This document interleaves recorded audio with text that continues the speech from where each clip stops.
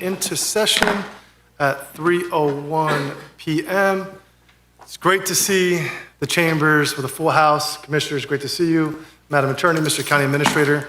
Before we get started, I would like to begin this meeting with a moment of silence for two particular issues.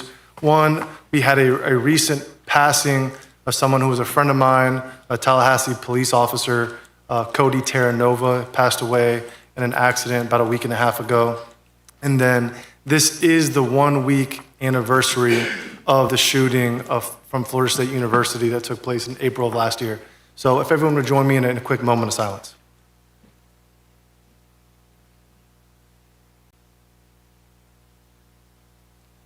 Thank you. We will begin the meeting by recognizing Commissioner Maddox. Thank you, Mr. Chair. Today we have to do our invocation today. Pastor Jack Leland, he's been the pastor at Innovation Baptist Church for 29 years now. Pastor Leland, you have the microphone to give our invocation, sir. If everyone could please stand.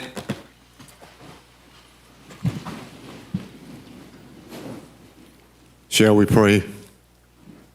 Eternal and all-wise God, our Father, as we approach the throne of grace on this afternoon, we approach it with thanksgiving in our hearts and praise upon our lips. We worship you in spirit and in truth.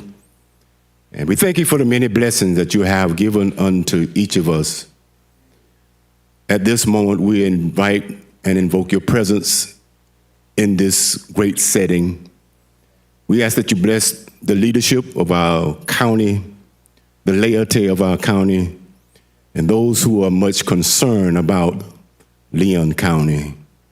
Let your spirit rule and reign in this place. Give us insight and foresight of what you will have each of us to do in regards to the work, the labor, and the love of this great county. We thank you for what you have done. We thank you for what you are doing. And we even thank you for what you are going to do. This is our prayer on today, and we ask this prayer in the name of our Lord and Savior, Jesus the Christ, the Anointed One. And every heart said, amen. Amen. Amen.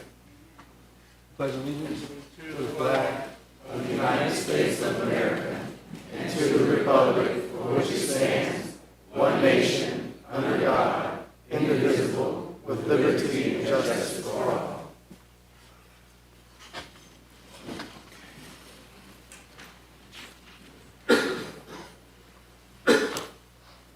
Mr. County Administrator, will you introduce this proclamation, please?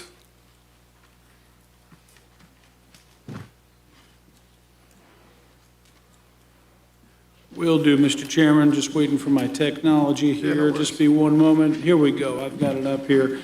So the first proclamation, or the first proclamation we have is recognizing J.P. Moore, Mortuary and Crematory Services. Commissioner Maddox.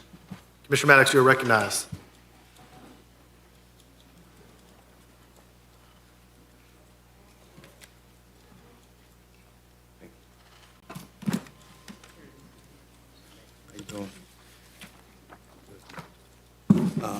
I would be remiss if I didn't recognize our mayor, Mary Moore, that is with us today.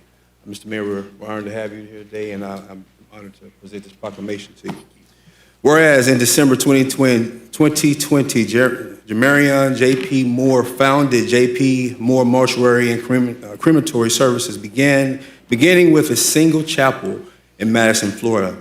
And whereas through strategic growth, disciplined operations, and a family-centered approach to care, the firm has expanded to multiple locations, including its newest Tallahassee chapel, with continued plans for regional growth. And whereas the establishment of J.P. Moore Mortuary and Cremation Services marks a significant addition to the Leon County community, providing compassionate, professional, and dignified services to families during times of loss.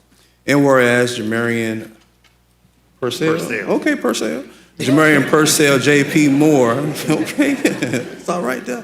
The owner and founder is a visionary leader whose life's work reflects faith in God, service to people, and an unwavering commitment to excellence. And whereas known for his compassion, professionalism, and steady leadership, Mr. Moore has emerged as one of North Florida's most respected funeral service professionals and community advocates, demonstrating a long-standing dedication to serving others with integrity, empathy, and respect, both through professional endeavors and meaningful community involvement. And whereas Jamarian J.P. Moore has been widely recognized for exceptional community service and civic leadership, focusing on economic development, infrastructure, public safety, and community revitalization. And whereas the opening of J.P. Moore Mortuary and Cremation Services not only represents entrepreneurial achievement, but also strengthens the fabric of our community by offering support, care, and guidance to families in their most difficult moments, spreading sunshine at the sunset of life. Now therefore be it proclaimed by the Board of Leon County Commissioners. I didn't come up with that, y'all. That was all him. By the Board of Leon County Commission, Leon County, Florida, that we do hereby recognize the grand opening of the Tallahassee location of J.P. Moore Mortuary and Cremation Services, and express our best wishes for continued success and our gratitude for positive impact made on the lives of residents in Leon County. This is signed by the board, attested to by the county administrator. Congratulations, per se.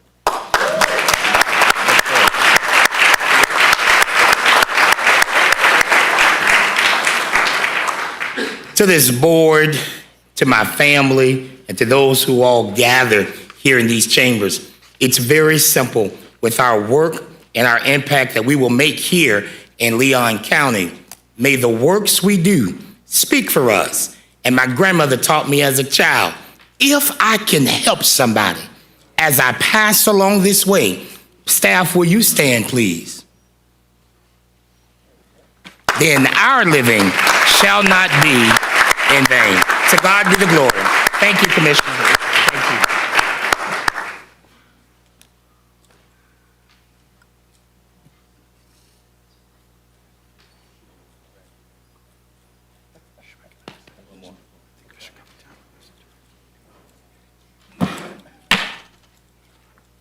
I have council meeting in the great city of Madison, so thank you again.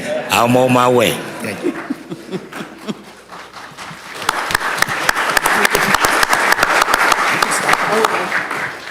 Mr. Chair. Of course. Thank you. Mr. Moore, we just want to tell you congratulations on your entrepreneurship, on your business. I think we are all very proud of you, but I don't think any of us want to be your customer anytime soon. So thank you and best of luck to you. Thank you. No, you don't. Next up, we have a proclamation recognizing the 25th anniversary of Bella Bella Restaurant. Vice Chairman O'Keefe. Mr. Vice Chairman, you are recognized.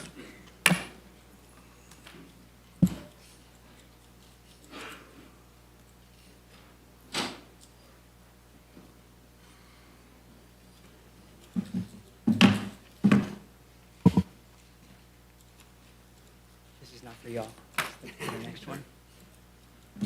And would you like to speak to? Perfect. Can I start my 3 minutes? Go ahead. Okay. Whereas Bella Bella began as a humble catering business by Dana and Mark Schwartz, built on family traditions and recipes handed down through generations. And whereas under the leadership of the brother and sister duo, Mark and Amy Schwartz, Bella Bella has grown into a cherished Tallahassee dining destination known for its welcoming atmosphere, exceptional Italian cuisine, delicious cocktails, and its signature item, bubble bread. A favorite among loyal patrons like myself. And whereas since opening its doors, Bella Bella has served more than 1 million meals to residents and visitors alike, reflecting its enduring popularity and its significant role in bringing people together through food. And whereas Bella Bella has made a meaningful contribution to the local economy and currently employs a dedicated staff of 30, some of which have been there for 20 years, including team members whose loyalty reflects the restaurant's strong workplace culture, evidenced by that one employee who has been with Bella Bella for 20 years. And whereas Bella Bella's commitment to the community extends beyond the dining room, exemplified by Amy Schwartz's 2020 appointment to the Reopen Florida Executive Task Force, helping guide the state's safe economic reopening during COVID-19. And whereas Bella Bella has also invested in enhancing local commercial corridors, receiving CRA support through the Facade Assistance and Community Enhancement Program to improve building exteriors and strengthen business districts. And whereas Bella Bella has been recognized as an honoree in Tallahassee Magazine's Best of Tallahassee Awards among Italian restaurants, further demonstrating its excellence and strong reputation within the local culinary community. And whereas for 25 years, Bella Bella has remained a pillar of Tallahassee's small business community, bringing people together through food, family, and tradition, and enriching the cultural and economic fabric of our community. And whereas it is fitting and proper that our community recognize and celebrate the 25th anniversary of a local business whose legacy is rooted in family, service, resilience, and excellence. Now, therefore, be it proclaimed by the Board of County Commissioners of Leon County, Florida, that we celebrate the 25th anniversary of Bella Bella and urge all citizens to join us in congratulating the Schwartz family, staff, and supporters for 25 years of outstanding service, community leadership, and culinary distinction in Leon County. Dated this day, this 14th day of April 2026, signed by the chairman and all the county commissioners, the county administrator as well. Congratulations and thank you.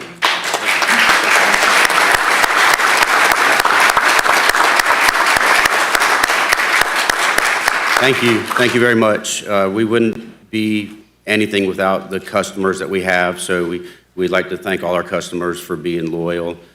Business is hard. It's harder than it's ever been, and we just like to try to put out a good product and give good service. We couldn't do it without our coworkers, not employees, coworkers and family. My sister, Amy, my son, Reese, my beautiful ex-wife, Dana. And this is Kyle. Kyle is our 20-year employee. Try to find anybody who's been anywhere 20 years. And I go Jennifer. So we'd just like to thank the commission and thanks for honoring us. We really appreciate it. Thank you guys very much. Thank you very much. Thank you. Commissioner Minor, you recognized. Thank you all very much. Just real quick, if I can say a couple words for Amy and company. Listen, 17 years ago, my fiance and I had our wedding rehearsal dinner at Bella Bella.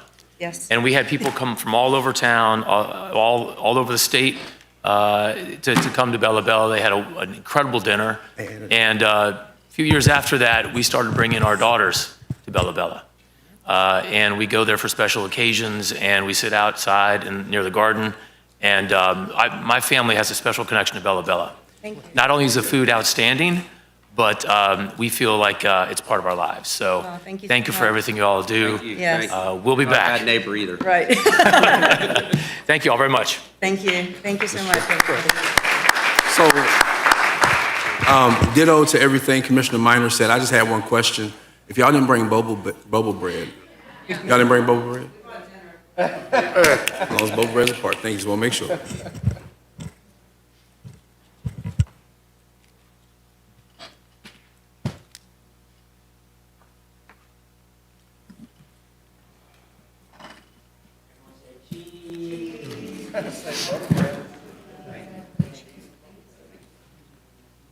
Next, we have a proclamation recognizing the Leon County Humane Society for 65 years of promoting the welfare of animals. Vice Chairman O'Keefe. All Vice Chair, right, you have the floor still. let's bring the dogs out. And cats.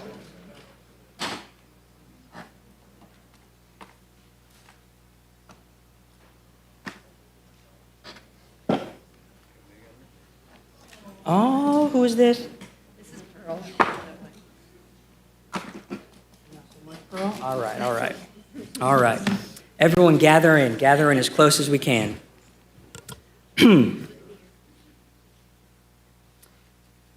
If you ever see my coffee mug that I left home and there's all those little stickers I put up there, those are stickers from the Humane Society's monthly sticker club that the money goes to the good cause of helping all our animals and therefore their owners and people in our community. Now, whereas the Leon County Humane Society was founded in 1961 with a mission to provide compassionate care, shelter, and advocacy for animals in need throughout Leon County, and whereas for 65 years, the Leon County Humane Society has worked tirelessly to promote the humane treatment of animals through adoption services, foster programs, spay and neuter initiatives, and community education. And whereas the Leon County Humane Society is a life-saving organization that saves thousands of animals by providing medical care, rehabilitation, and safe, loving environments until permanent homes can be found. Whereas the organization relies on the dedication of volunteers, staff, and community supporters who give their time, resources, and compassion to improve the lives of animals and strengthen the human-animal bond. And whereas the Leon County Humane Society continues to play a vital role in reducing pet overpopulation and promoting responsible pet ownership across the community.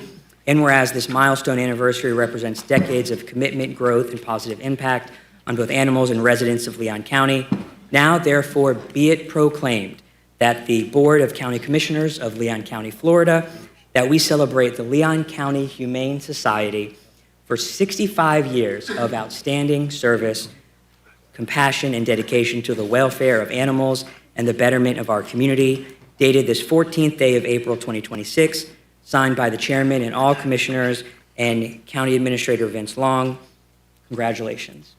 And we'd like to make sure we hear from you, and we want to be introduced to this foster dog. But I will just say that working with the Humane Society, my wife and I have been fosters, and they make it very easy, and it is something that we appreciate very much. Very grateful to you. We just want to say thank you so much for this honor and this recognition. We have a team here who is passionate about what we do. We love animals, we love people, and we love this community. And as Commissioner O'Keefe said, it is the community that really makes the Leon County Humane Society who we are. We are very, very dependent on our volunteers and our foster families. One of our fosters right here, one of our board members, Amanda, has a little ambassador, Pearl, who is available for adoption. But we just want to say thank you for this recognition. And every time that we have reached out to the county, whether commissioners, whether Leon County Animal Control, we've had a wonderful response, and we greatly appreciate the support. Thank you.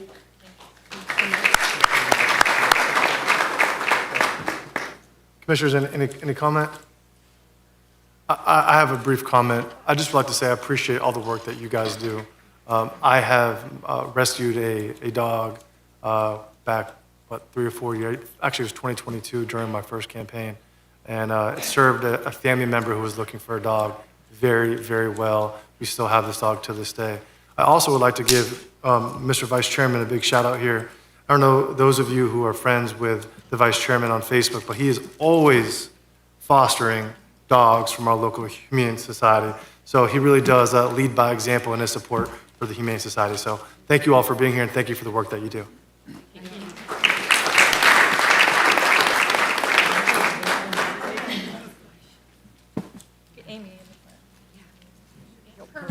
Amy and Pearl up front.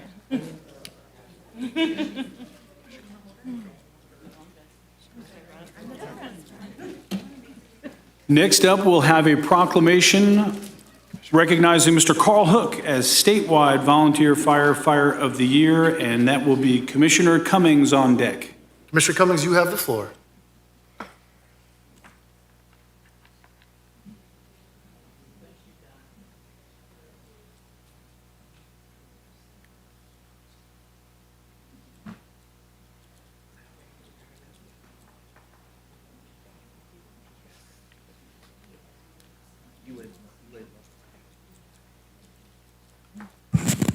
Thank you, Mr. Chair. I have Mr. Carl Hooks, if he has any other supporters, his family that would like to join him here at the podium, please come up.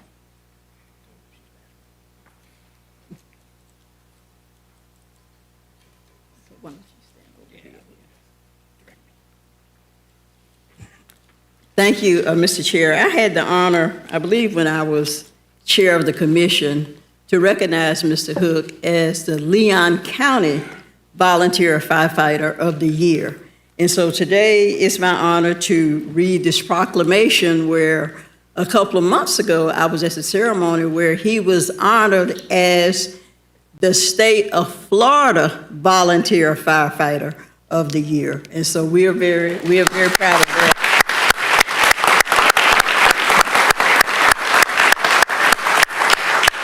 So the proclamation reads, whereas volunteer firefighters play a vital role in safeguarding lives, property, and public safety, frequently risking their own well-being without anticipating any form of reward. And whereas Mr. Carl Hook has volunteered in Leon County for over 30 years at both the Lake Ammonia, now Bradfordville Volunteer Fire Rescue, and the Chairs Capitola Volunteer Fire Department, improving resilience and well-being of local residents. And whereas Mr. Carl Hooks has demonstrated exceptional bravery, dedication, and generosity as a volunteer firefighter, spending considerable time on training, educating the public about safety, responding to emergencies, and preventing fires, all while maintaining the highest level of service and professionalism. And whereas Mr. Carl Hooks is widely respected for his volunteerism, where he has served as an emergency medical technician and as fire chief, showing bravery, teamwork, and commitment. And whereas Mr. Carl Hook has demonstrated professionalism, courage, and dedication in his service, and has received various honors, including recognition as the Leon County Volunteer Firefighter of the Year for 3 separate years. And whereas Mr. Carl Hook received the 2026 Volunteer Firefighter of the Year Award for the entire state of Florida, which recognized his exemplary service and dedication. And whereas this achievement demonstrates the excellence of Mr. Carl Hook and brings pride to local volunteer fire departments and the entire Leon County community. Now therefore be it proclaimed by the Board of County Commissioners of Leon County, Florida, that we do hereby recognize and honor Mr. Carl Hook as the Volunteer Firefighter of the Year for the entire state of Florida for his outstanding service, and we extend our sincere appreciation for his dedication, sacrifice, and commitment to protect others. Dated this 14th day of April, 2026, signed by our chairperson of the County Commission, signed by all the commissioners and attested to by a great county administrator, Mr. Vincent Long. Congratulations, very well deserved.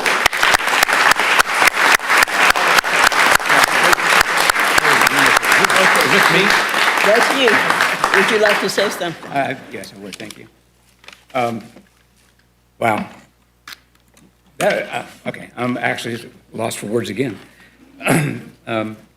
But thank you, Commissioner Cummings, for sponsoring this recognition. We really do appreciate it, and I thank the entire commission for the support of the volunteer firefighters in Leon County.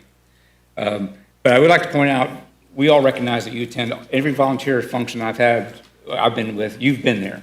And not only in body, but also in spirit, you've engaged with all of our firefighters, and we all recognize that. I'd like to point out Chief James Pollock of Bradfordville, Steve Mays of Lake Talquin, Assistant Chief of Lake Talquin, Kenny Harvey, and Joe Parks, as Chief of Chairs Capitola. Sorry, I'm speechless. One of those departments. But Because, it seems like just like 6 months ago, I was standing here getting a personal recognition for being 30 years of service to Leon County. But I'd like to make this more not about me, but about all of the volunteers in Leon County.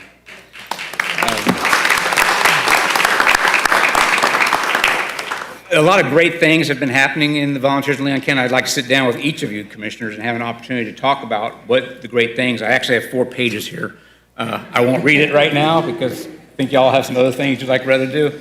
But I would like to point out a couple highlights. One is, Vince, if you would tell the staff of the CDA, especially Director Odom and Assistant Director Hutshell, how much we appreciate what they've been doing for us. They reached out to us and said, how can we help you? They listened to our comments and our concerns, and they've made adjustments in the CDA protocols for our benefit. So please pass that on to the CDA staff. That's greatly appreciated. I'd also like to recognize another county staff, and that is Kay Peltwalker. And I don't know if Kay's probably not here tonight, but, hey, there's Kay. Hi, Kay. Kay and I have been trying to work together in increasing volunteerism in Leon County. The last statistic I heard is we are at 50% of what we were 5 years ago with volunteers. So we are on the decline of the number of volunteers, when right now we need to reverse that and go on uptake. So I've been working with Kay, and fortunately I've been awarded a grant to go to the National Volunteer Fire Council meeting summit on retention and recruitment and retention. And when I come back, I hope to bring some tangible things that Kay and I can work together in order to increase the number of volunteers in Leon County. Like I said, I've got 4 pages of things I could read here, but due to time, just call me. Any one of you commissioners call me. We can sit down, schedule a meeting. But most of all, the burn ban. Thank you all for instilling the burn ban. Okay, you have saved. It's unmanageable how much property we've saved because we are not allowed to burn right now. But we constantly get calls, and if you could have your staff, the communication people, stress again, because we've been spending hours and hours out there putting out these fires that continually spread. So thank you for the burn ban. We appreciate it. But if we just advertise a little bit more, that'd be great. Without further ado, Commissioner Cummings, thank you very much. Thank you, folks, and thank all of y'all for the support of the volunteers in Leon County. And we will take our picture here. Commissioners, any comment? Mr. Chairman? Good. Just thank you. Thank you very much. Can't say enough. No, thank you. Mr. Hook, I would like to thank you for your service to the citizens of Leon County. And before we move on to our next proclamation, I would just please ask that you send the volunteer application to Commissioner Proctor, because I heard he wants to sign up and be a volunteer firefighter in the near future. Well, we're planning on building a volunteer station in his district, and so maybe you can help Richard Muth out with that. And so we will send you the application and get you on board, sir. Thank you. Mr. Chairman, the final proclamation is recognizing Vel Johnson for her role in launching the FSU Unity 5K Walk Run in honor of the life and legacy of Dr. Martin Luther King, Jr. And Chairman Caban.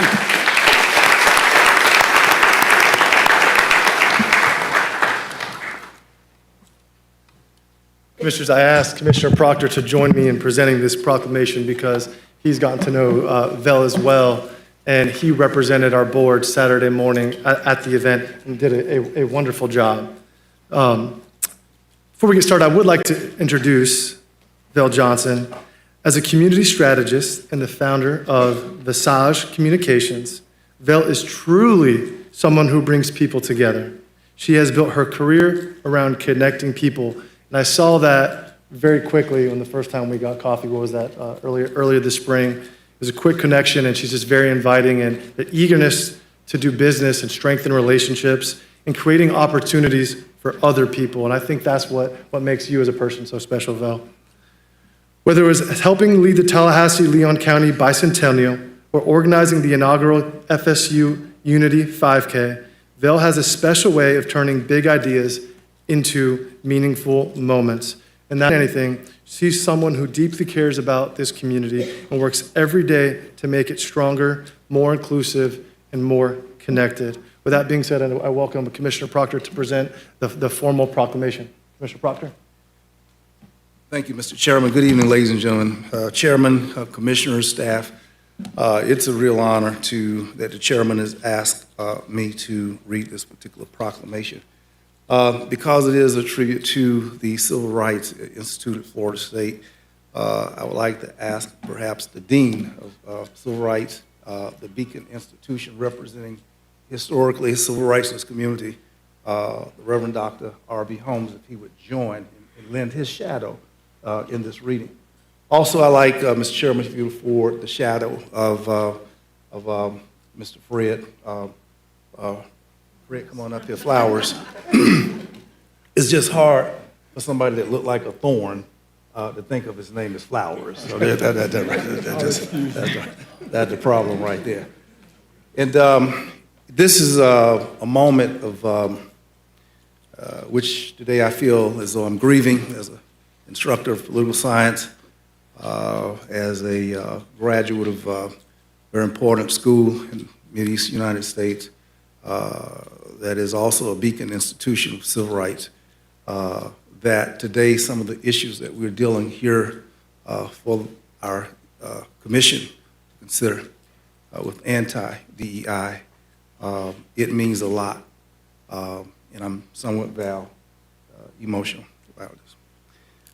Val, your name is spelled here, and I thought Val was just short, that you were the valedictorian of the class, so they just call you Val, you know. I'm sure that's what it means. This proclamation, whereas the Florida State University Civil Rights Institute, in partnership with the Florida State University College of Social Science and Public Policy, is committed to advancing justice, equity, civic engagement, and community collaboration. And whereas on April 4th, 2026, the Institute hosted its inaugural Unity 5K at Langford Green, bringing together our community in a shared celebration of wellness and civic connection. Whereas the Unity 5K created a dynamic platform for dialogue, visibility, and sustained collaboration, reinforcing the mission of inclusion, and featured a moving unity ceremony honoring the legacy of Dr. Martin Luther King Jr. and emphasizing civic engagement, public service, and the importance of building equitable communities. And whereas under the leadership and strategic direction of event coordinator Val Johnson, the Unity 5K emerged as a powerful symbol of connection, health equity, and collective purpose, exceeding participation expectations and drawing strong engagement from across the Tallahassee, Leon County community and surrounding areas. And whereas as the architect behind the initiative, Val Johnson provided the vision, structure, and collaborative framework necessary to transform the Unity 5K into a highly successful and widely embraced inaugural event. And whereas Val Johnson's distinguished career in public service and leadership and service have earned recognition from organizations such as Black Enterprise Magazine, while also extending to community-focused initiatives like the founding of the Beyond Wellness platform to support stroke survivors and their families. And whereas as a proud graduate of Florida State University, Val Johnson continues to leverage her experience, relationships, and passion to strengthen communities and inspire unity across Tallahassee, Leon County, and beyond. Now, therefore, be it proclaimed by the Board of County Commissioners of Leon County, Florida, that we hereby recognize and commend Val Johnson for her visionary leadership in the successful launch of the inaugural Florida State University Unity 5K, and extend our sincere appreciation for her continued dedication to building stronger, more connected communities and encouraging all residents to support initiatives that promote unity, health, and civic engagement. Dated this 14th day of April, 20 and 26, signed Sister Johnson by the county's administrator and the chairman of our board, Chairman Christian Caban. Congratulations.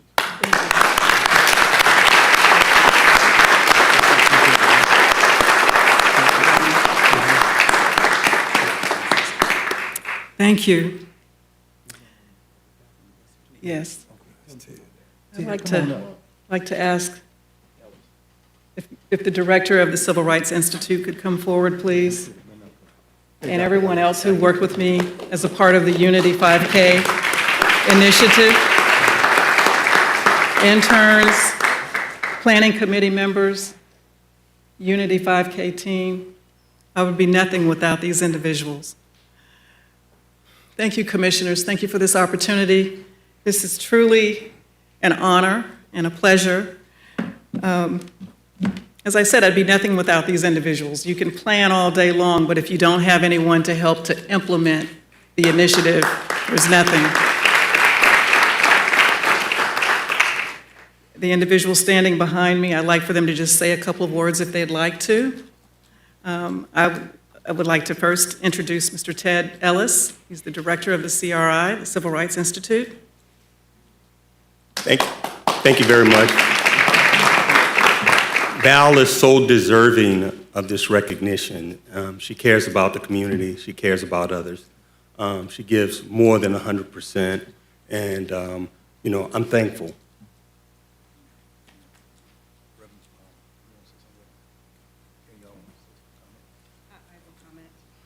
My name is Angeli Austin, and I had the great pleasure of working with Val for the 250th anniversary that we just recently had.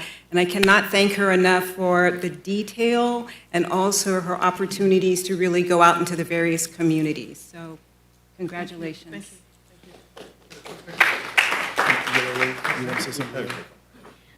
Hi, everyone. I'm Erin Files. I'm a senior now at Florida State University and one of the student ambassadors for the Civil Rights Institute.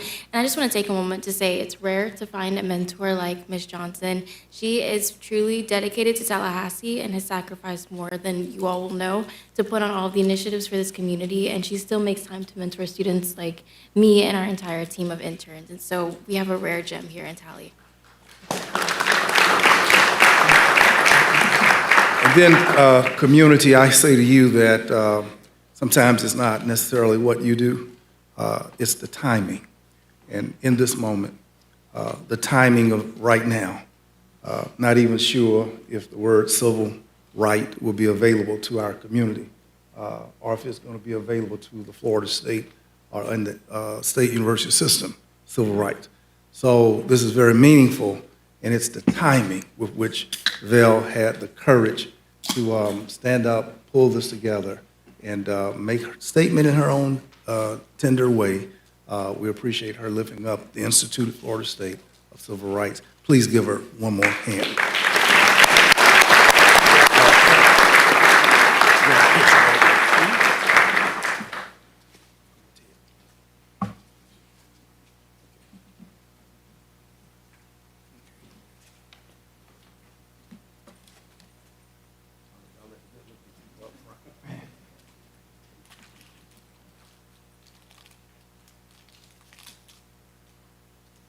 Thank y'all. Appreciate you too. Appreciate you. Mr. Chairman, Commissioners, the last item under awards and presentations is a presentation on the 32304 data and county efforts to reduce poverty. Commissioners, you will recall that based on your direction, we held the latest installment of the 32304 Summit back on March 31st at the new Mount Zion AME Church in Griffins Heights neighborhood, where we continue to actively coordinate our efforts with our community partners to reduce poverty in 32304. It was a big day, and it highlighted what is now several years of very focused efforts.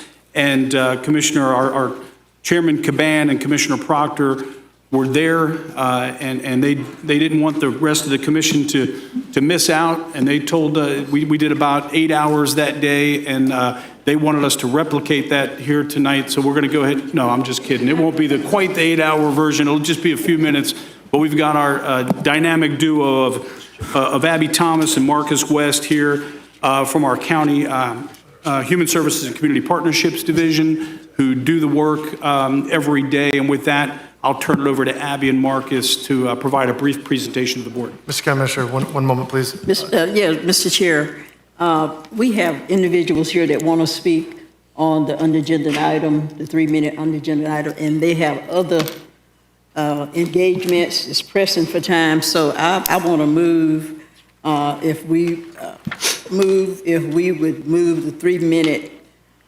non-agenda items now and hear the report after those individuals because they have to leave. Okay. Some have to leave. I'll So second that's that, my Mr. motion. I'll second that. So Commissioners, we have a motion on the floor moved by Commissioner Second. Cummings. It was seconded by Commissioner Proctor already, Commissioner Maddox, to just do an agenda modification to hear the non-agenda item speakers now and then come back to this report. We have a second by Commissioner Proctor. Any discussion? Seeing none. All those in favor signify by saying aye. Aye. Passes unanimously. Mr. County Administrator, so let's go to our public speakers. Thank you, Mr. Chairman. Commissioners, first speaker, Vaughn Wilson. Great, thank you. Before we get started, I would like just to briefly, before we begin, I want to take a moment to just, again, welcome everyone here tonight, and it's great to see such strong community engagement, and I just want to say I appreciate everyone being here. At Leon County, we do strongly value public input. We're committed to giving everyone the opportunity to speak and to be heard.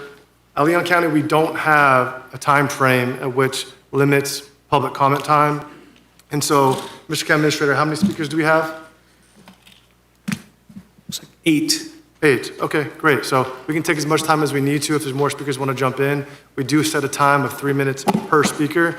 And just to maintain the level of respect and decorum, I want to remind everyone that, and I don't think it'll be a problem, but we do ask that comments be generalized when talking to the commissioners, and we do want to keep a certain level of decorum so that way everyone has the time to speak. With that being said, Vaughn, you have the floor. Good afternoon. My name is Vaughn Wilson, an almost 60-year resident of Tallahassee and Leon County. I come to you today as a person who, as a columnist, has commended this commission for working together, especially on May 10th, 2025. We all know what happened. The tornadoes came. This body got together really quick with staff and made a miraculous turnaround to help our county. We've got a great commission, one of the best county administrators in the country. There was something that happened a little while ago in these chambers, and I'm sure all the people who have on white, I did not have white to wear, but I concur with my folks in white.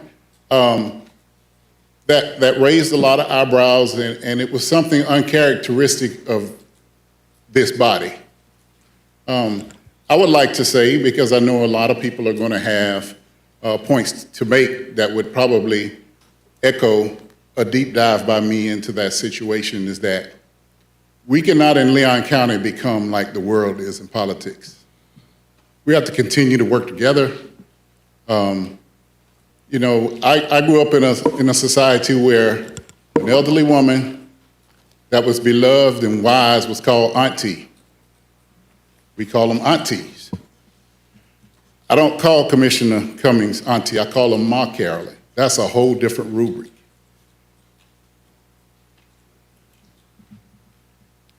So I would just like to say that a lot of speakers will talk specifically about that subject. I personally want us to get past this. There is as the son of an editor of a newspaper, I'm reading the heat shield that's over the United States, which is going to warm that water in the Gulf. And without FEMA answering the phone, you all need to be spending time figuring out what to do if and when that happens this year. That's my charge to the commission. I love you, Mark Carolyn. I want this body to continue to be collegial and work for the best interests of the people in Leon County. Thank you. Thank you, Mr. Wilson. The next speaker, James F. Matthews.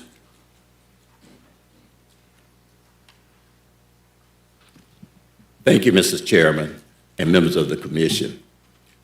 Thank you for giving us this opportunity. In the interest of time and in the interest of the time limit, I request to defer my comments to to the Reverend Dr. R.B. Holmes, Jr., the pastor of Bethel Missionary Baptist Church. Thank you. Thank you. Next speaker, Reginald Smith, to be followed by the Reverend Dr. R.B. Holmes, Jr. Good afternoon, Mr. Chairman and members of the commission. In the interest of time, again, in respect of the time limits that you have on public speaking, I would like to defer my time and my comments to the Reverend Dr. R.B. Holmes, Jr., pastor of the Bethel Missionary Baptist Church. Thank you, Mr. Smith. Reverend Holmes. Reverend Holmes, the chair has discretion over time to speak, so just take as much time as you need. No, thank you. Don't tell the Baptist preacher that. Mr. Chairman, don't tell the Baptist preacher. I say he's a smart man, that's what I say. Mr. Chairman, commissioners, Mr. County Administrator, Madam County Attorney, brothers and sisters, we have come here to thank you all for your service and commitment to building a better and greater Leon County. Most importantly, we have come to express our deepest gratitude and appreciation to Carolyn Cummins for her service in this community. We want to encourage her to continue to stand boldly for what is right, what is just, and for equity for all citizens. We're living in some very divisive and chaotic times. Yet Commissioner Cummins has the capacity, compassion, and courage to help create the beloved community that was the vision of Dr. Martin Luther King Jr. I am, Commissioner Proctor, I am prayerfully and theologically reminded that we serve a God who is a God of peace, a God of diversity, a God of inclusion, and a God of equity, and a God of togetherness. We must always embrace diversity as a strength and not as a weakness, as truth and not a political talking point. Inclusion must be our North Star. It is a dream and hope of our fathers, founders, and mothers of this country and my Black ancestors. As we celebrate the 25th year anniversary of this great nation, equity and equality must remain our guiding principles. The American Civil War was fought over freedom and justice for Black Americans and ultimately for all Americans. The Civil Rights Movement was founded to secure the American dream and not the American nightmare. I call upon you all to rethink and remember that we must defend this democracy, protect this democracy, and continue to embrace the Statue of Liberty. Give me your tired, your poor, your huddled up masses yearning to breathe free. And let me also remember to call your attention to the words of the great Congresswoman of Texas, Barbara Jordan. She once said, "One thing is clear to me. We as human beings must be willing to accept people who are different from ourselves. Finally, we are extremely proud of Commissioner Cummings. Her leadership, we're here to say to you, Attorney Cummings, that your church, your sorority, your family, and this community love you, affirm you, respect you, uplift you, and we will stand with you. We are praying that God will continue to give you good health and good success. And as a preacher, let me make one thing abundantly clear without insulting anyone. Donald Trump is not Jesus Christ.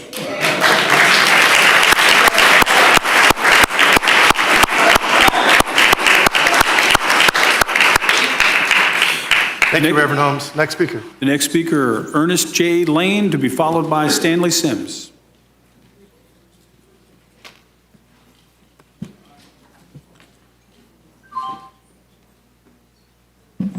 Good afternoon. Protocol having already been established to everyone in their respective places. I would like to say Commissioner Cummings deserves the same respect and support as every other commissioner. I am surprised that none of the commissioners have said thus far that the county attorney was wrong for writing such a disrespectful letter.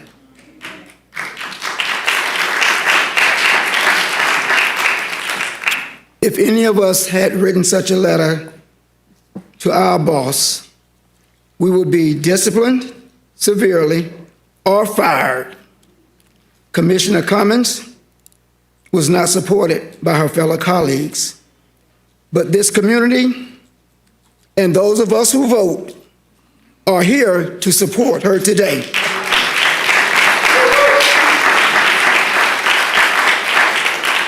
Hopefully, you can see by this show of support today how much we love and respect her.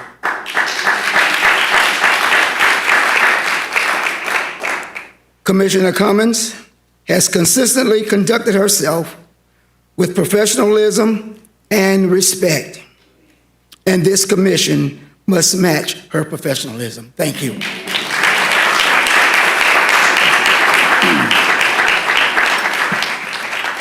Boom, shakalaka. Shakalaka, boom. Brother Chairman, they were giving out some time. Reverend, did you leave any minutes up here? All right. He used it all up. My name is Stanley Sims. I'm at 1320 Avondale Way. This is challenging because they done set me up, Reverend. They got a lot of preachers in here. They got my home classroom teacher right here. I saw Dr. Gladys Lane walk in, so she used to give me a piece of candy in reading coach if I didn't talk too much. Give him some candy. I've been knowing Carolyn Cummings over 40 years, and I'm only 21 years old. And what bothered me the most is when I read that letter.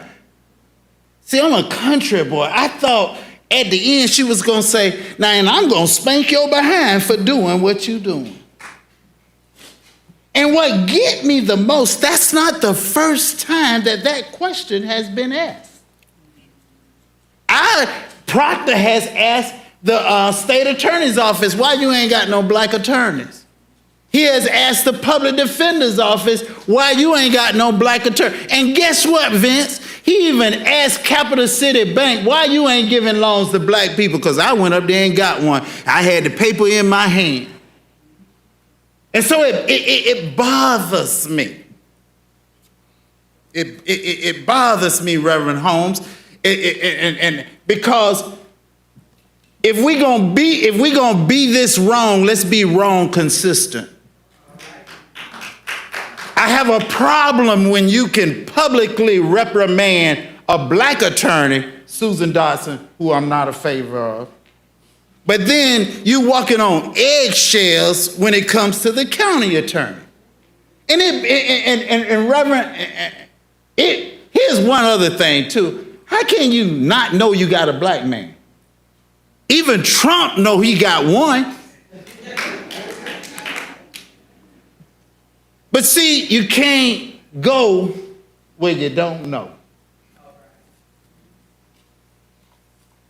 And I find it very challenging to believe that all the time that you've been here, you have not found a qualified black attorney. I find it very challenging to believe that you can't find a qualified black firm unless you have a different definition of qualified that's spelled with MAGA. Mr. County Administrator, next speaker. Fred Flowers, to be followed by Commissioner Diane Williams-Cox. Good evening, Commissioners. Thank you for this opportunity. I'm going to be making some comments. Some of you might find them rather sharp, biting, but I assure you that it's not personal. My name is Fred Flowers. I am an attorney and a good friend of Carolyn Cummings and a member of Bethel Baptist Church. Commissioner Cummings asked a rather straightforward question about the diversity of the county attorney's office. The question of diversity, or the lack thereof, is self-evident from observing the racial makeup of the county attorney's office. In response to a legitimate question, I find that the county attorney's response is well-meaning, well-intended, and Attorney Cummings has accepted her apology. But a closer analysis of the response shows that it is very troubling, very disturbing. Why? To me, it shows a psychological inability to look at the race question objectively. Can you explain to me the logic in the letter? Look at the words uncomfortable. The response says that the county attorneys are offended that their professional identity has been reduced to their race and gender. What? That's absolutely irrational, absurd, and illogical. Can you make sense of this? Why does the mere mention of the word diversity create such an emotional, hypersensitive, psychological response to a very simple question? Let me ask you this. Where did this feeling of uncomfortability come from? Where was this feeling of uncomfortability in 1857 in the Dred Scott decision, where the United States Supreme Court said that people of African descent were like property, cattle, and swine, that they have no rights that a white man has to respect and cannot be citizens of these United States? Where was this uncomfortability during the Jim Crow era of American apartheid, separate but equal, from the late 1800s to the mid-1950s? Where was this feeling of uncomfortability when the KKK was riding across the South, plummeting, killing, burning down communities, hanging black people? Remember the song by jazz blues singer Billie Holiday, who sang about strange fruit hanging from trees. The KKK rode horses at night with sheets over their head, with fire sticks in their hand. They wore sheets in order to hide their identity. They were doctors, lawyers, business people, law enforcement who have never been held accountable for their crimes. But they also wore the sheets to hide their shame, because they knew what they were doing was shameful, not right, and ungodly. So this sense of shame and guilt among too many whites is a driving force of fear toward eliminating African American history, banning books, censorship of African American history. To me, it's almost like a generational curse among the descendants of slave owners who are psychologically unable to reconcile their own history with their present-day contemporary feelings of not being a racist. One can only imagine how difficult it must be. Mr. Flowers, you're about 90 seconds over the 3 minutes allocated time. Okay. But could you kind of wrap it up a little bit for us so we can get to the next speaker? Will do. Thank you so much, sir. But I did think some time was allocated, but I'll. Oh yeah, no, I've allowed 90 seconds over the 3 minutes, but you can continue to wrap it up. See, I was talking about the difficulty I think white parents have in discussing history. To me, it's like looking in the sun when you're a young kid. The light is too bright. You can't deal with it, so you look away and you don't talk about it. In 1852, Frederick Douglass spoke about the role of Africans and whites in this country, and he said the actions against African Americans would be a disgrace to a nation of savages. So we're here today, divided by ideology of race. We must take the good with the bad and tell the whole story. The solution, communication, education, and understanding that DEI is not a matter of civil rights, it's a matter of human rights. And so those inalienable rights embodied in the Constitution are human universal rights. And so we're here today to promote and support Commissioner Cummings, because we believe in equity, justice, and diversity. Thank you. Thank you, Mr. Flowers. The final speaker on this item, Commissioner Diane Williams-Cox. Commissioner, great to see you. You have the floor. Good to see you as well. Thank you, Mr. Chair. To my fellow commissioners and appointed officials, I've only come across the street, walked across the street, maybe one other time to speak in these chambers at this podium. And that was when it was time to determine who the next county attorney would be. And at that time, that county attorney, the interim county attorney, was well qualified, but a process was put in place and someone else was selected. But to God be the glory, that person who was acting is now a judge. So God had a better place for her to be. I come today to check on my sister commissioner, to let her know I love you. If nobody else loves you, I love you. I walked across the street. You are the epitome of what an elected official should be. As our pastor said, you have the compassion, you have the capacity, and you have the courage. You taught all three of the Cox boys in Sunday school. That alone makes you qualified. I taught your one and only son who did not want to leave my class, but he grew out of my class and he had to go. We've sung in the choir together, singing whatever note we wanted to sing, because he said, make a joyful noise. He didn't say it had to be a perfect noise, but your noise was more perfect than mine. We have worked together in this community, shoulder to shoulder. You've done so much pro bono work. You've provided advice without pay to many who could not afford it. So I come over here, I come across the street to say to my sister, this ain't got nothing to do with nobody else but her. I love you. Thank you for what you're doing. Don't stop, get it. Because we need people like you.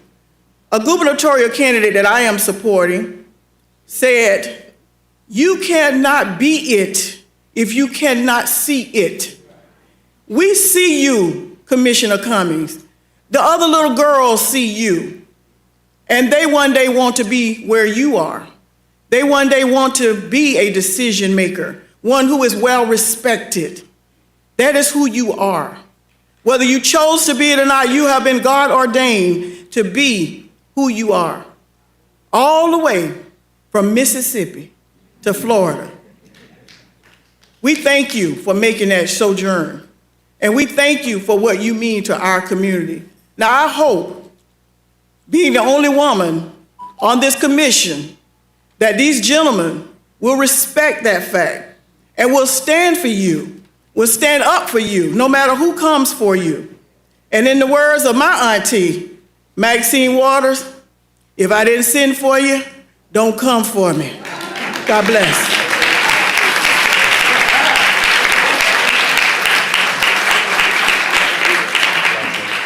Mr. Chairman, that concludes our speakers on this item. Okay, thank you so much. Commissioner Cummings, would you like to say anything?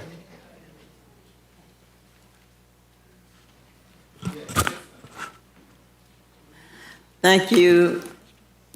Thank you, Mr. Chair. To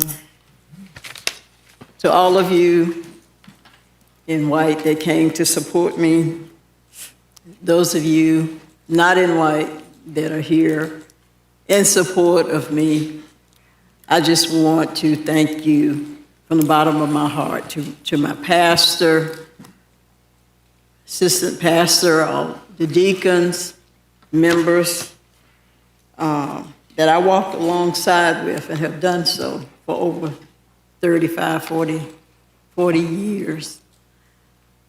I just love you. I just want to thank my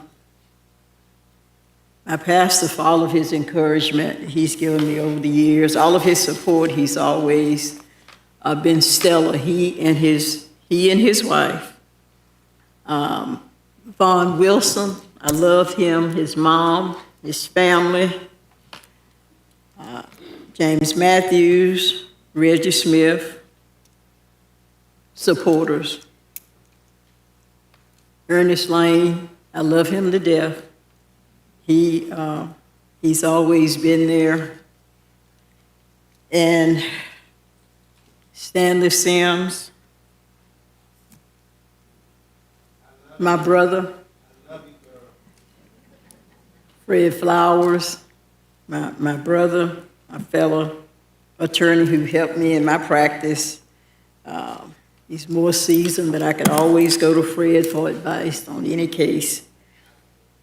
And then my mentor, Commissioner Diane Williams-Cox, whom I've tried to pattern my public service after, because she serves from her heart. She loves the people in this community.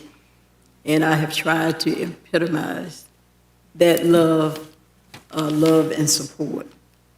But just to all of you, my sorority sisters, my National Association of University Women's Sisters, my Drifter sisters, my church members, my fellow attorneys from the Barristers Association, from the Tallahassee Women Association, just so many groups and organizations that have come out in such a dignified and respectful manner to support me. And it's humbling. It's very humbling, and I just feel so honored to know that people in this community still recognize what is right. People in this community will not turn a blind eye or their backs on what is right. Mr. Chair, this outpouring of support is nothing but love. God is love. And it's nothing but love. And it's the love that I feel for you all. It's the love that I feel for this community. It's the love that I feel when I go out every day in one capacity or another to support the citizens of this community. Jesus commanded that we love each other And love means respect as well. And on this dais, we have always respect, since I've been on this dais, we respected each other. We might disagree, but we disagree in a respectful manner. And I want us to continue to respect each other, but I don't want us to turn a blind eye to what is right. Right is just right. I don't want us to turn a blind eye to what is wrong and what is disrespectful from now and moving forward as well. And so from the bottom of my heart, I want to thank all of you all that spoke. I want to thank all of you all that spoke by your presence. That's speaking as well. And I don't want us to lose sight of the best in all of us. And I promise that I will continue to serve faithfully, honestly, without any hidden agenda, to support the citizens of this community and to uphold what I believe is what's right, to uphold the respect of each person in this community, and to recognize that each person in this community deserves not only respect, but dignity as well, and especially from our elected officials and from our governing body as well. And Mr. Chair, I'm not going to go on and on. This has just been a very pivotal moment for me, just very emotional. And Commissioner Proctor's supporting me and keeping me from crying. But I'll end by saying this, and this is something that I often say in important, significant times as these. And I quote from this unknown author who says, once said, that life is not measured by the number of breaths that we take, but by the moments that take our breath away. And today, with the speakers, with the presence of all of you and the support from all of you all, not just today, but this last 30 to 45 days, it's just really taken my breath away, and it's enforced my belief in humanity. It's enforced my belief in love, and that love and humanity does not fade. It has not failed. And as long as we believe in God and we continue to pray and believe in God, it will not fail. So thank you all so much. You must know that I love you all. I love you so dearly. I love my pastor and his wife so dearly. So thank you all for the support. And I just pledge that I will continue to do what I can in the best way that I can to support every citizen in this community and to uphold the ideals and standards that we all want not only to live by, but the ideas and standards that we want each other to respect us by as well. So thank you again. Love you guys.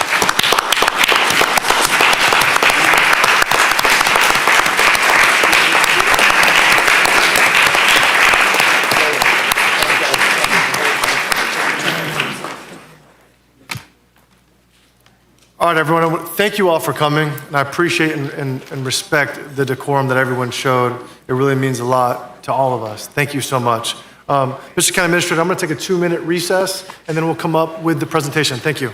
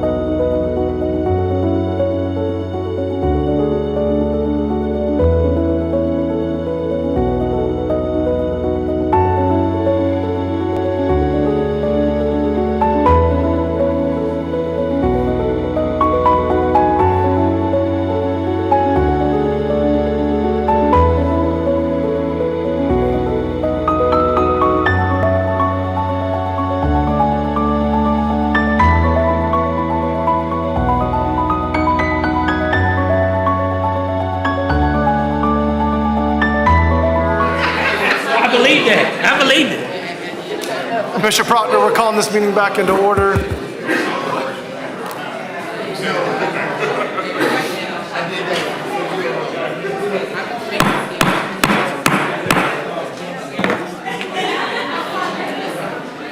All right, Commissioners, this meeting's back in order at 4:21 p.m.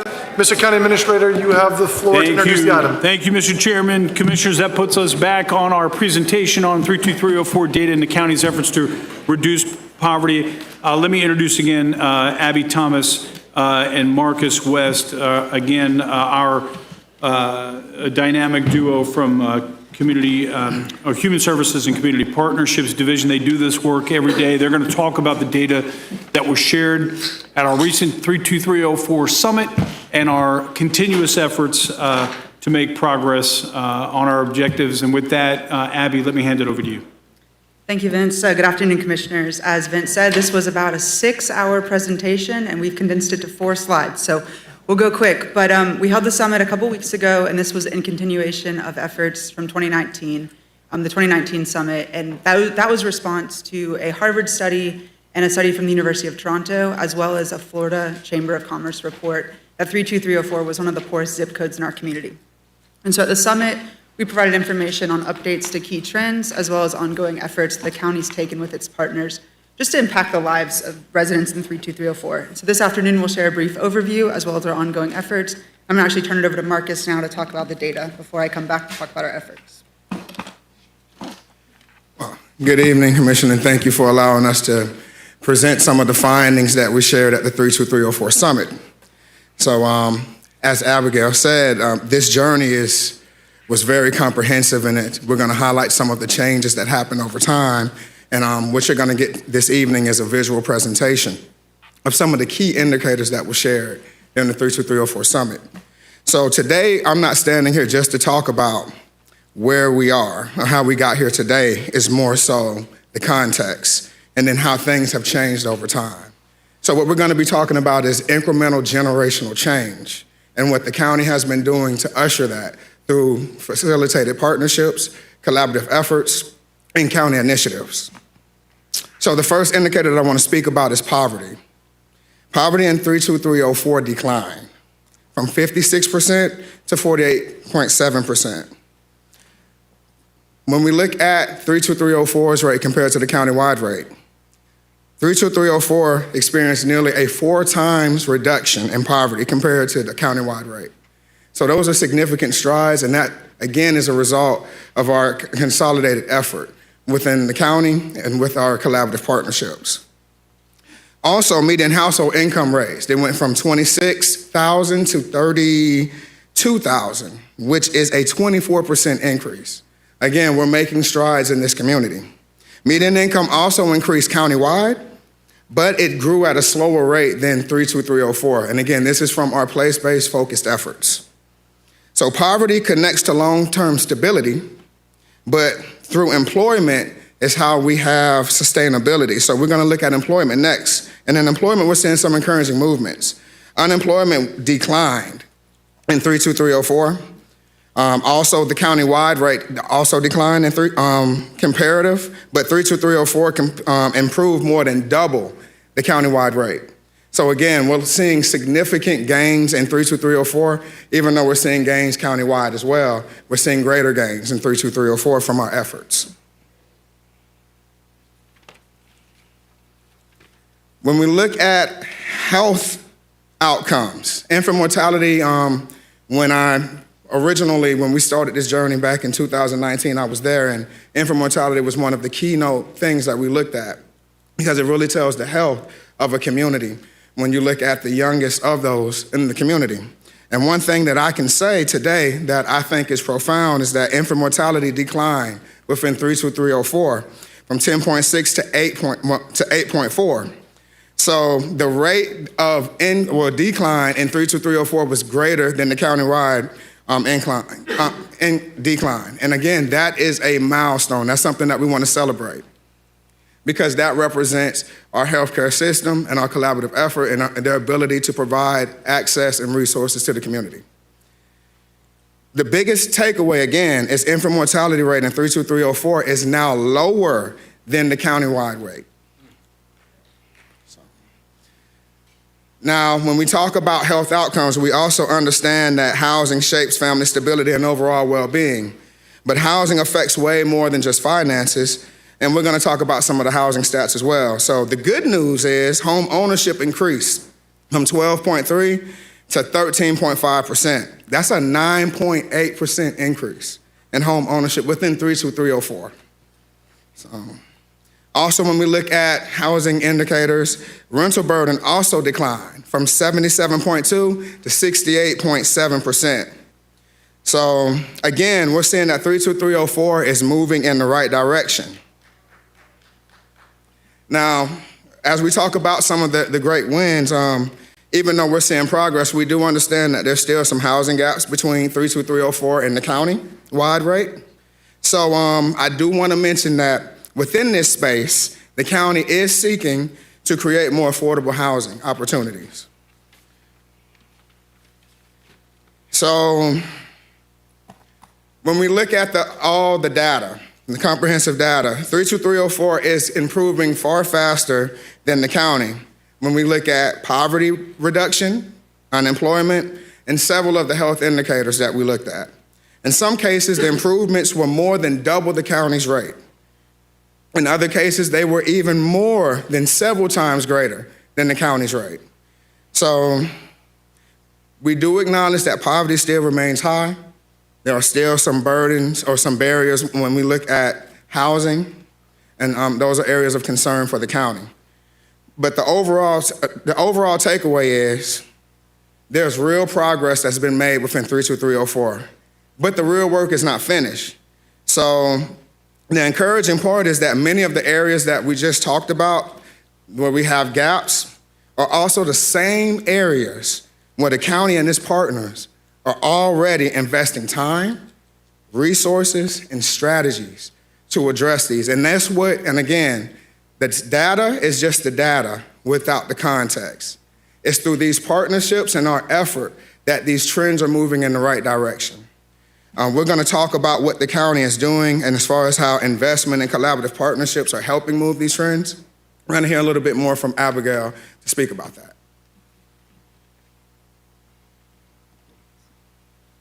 As Marcus mentioned, there's a strong correlation between the reduction in poverty and the investments that the county's made and our partners have made. We know that this work is making a difference. Over the past 5 years, the county's invested over $34 million in economic development, healthcare, housing, and human services in 32304 and similar communities, and Blueprint has invested $319 million in 32304, representing 62% of all funded Blueprint projects. So again, significant investment is being made in these communities. The slide highlights a lot of the different efforts being made, but as Marcus mentioned, there is a lot of work to be done, right? Poverty levels in 32304 remain high. This is why the county, in partnership with the city, invest $1 million annually in the Promise Zone category of CHSP to provide targeted programs to increase access to legal services, educational opportunities, and healthcare for residents in 32304 and the greater Promise Zone area. And it's also that housing affordability remains a barrier, as Marcus mentioned. In response, the county's doubled its annual investment in rental development projects to $500,000 annually. And then further, the county has invested $198 million in bonds and $5.8 million in direct funding to support 1,200 new affordable units that have either opened up to people like the Orange Avenue project or are on their way through like the Lake Bradford development. We're really proud of that. These investments and ongoing programs are essential in strengthening access to services in 32304 and across the community. At the summit, Commissioner Proctor, you'll remember that after every presentation, we talked about actionable steps that we're taking in these areas. And the good news is that we identified 16 steps, but these aren't new steps. These are the result of the efforts the board's taken through strategic initiatives, through policies, through targeted investments, and ongoing partnerships. You've given us the permission to do this work, and we're doing it every day. Many of these efforts are embedded in current initiatives and partnerships, such as the Trusted People Neighborhood Engagement Committee that the board established in 2022. And that group of people is a group of trusted residents in the community who come together quarterly to talk about ongoing maybe concerns or areas of opportunity in their community. And one of the targeted efforts from that group was the ability to provide air property workshops in targeted neighborhoods. And that's resulted in an annual $50,000 investment to work on clear title for families through a partnership with legal services. Further, we get policy guidance and recommendations from the Affordable Housing Advisory Committee, which Commissioner Maddox serves on. That group helped us launch the Homeownership Development Program, which provides fundings to developers to reduce construction costs to build more affordable housings. Since 2023, we've provided $1 million to build 16 homes in 32304, and you'll see those homes projected on the screen in every commission meeting because we're really proud of those programs and just the opportunity to get families into homes in these communities. And we're continuing to monitor this progress through ongoing program evaluation, data collection, and regular reporting while using community engagement through the Trusted People and the AHAC to refine and strengthen our approaches. And these insights directly inform our recommendations that we bring back to the board for consideration through regular agenda items in the budget workshop. Finally, we've reached out to Harvard's Equality of Opportunity Project and the University of Toronto's Martin Prosperity Institute to share the improvement we've seen in the data and to talk about the numerous programs and initiatives the county has taken with our partners over the last several years since we started this work in 2019, And we've asked if they've had plans to follow up on their studies and see how the county can be involved. And should we hear back from them, we will provide an update to the board. And that concludes the presentation, not quite 6 hours. So. And we're available for any questions. Commissioners, I'll open up for any questions. I would like to see a motion on the floor. If anyone would like to make a motion. Move. Second. I'll second Commissioner Proctor. Okay. Staff recommendation moved by Commissioner Proctor, second by Commissioner Maddox. Commissioner Proctor, you're recognized. Thank you, Mr. Chairman. Commissioners, I'm totally aglow. Thanking staff for the important work that has occurred, not just when initially we began 2019 looking at 32304. Upon the alarm being rang by the Chamber of Commerce of the state of Florida, Florida Chamber of Commerce.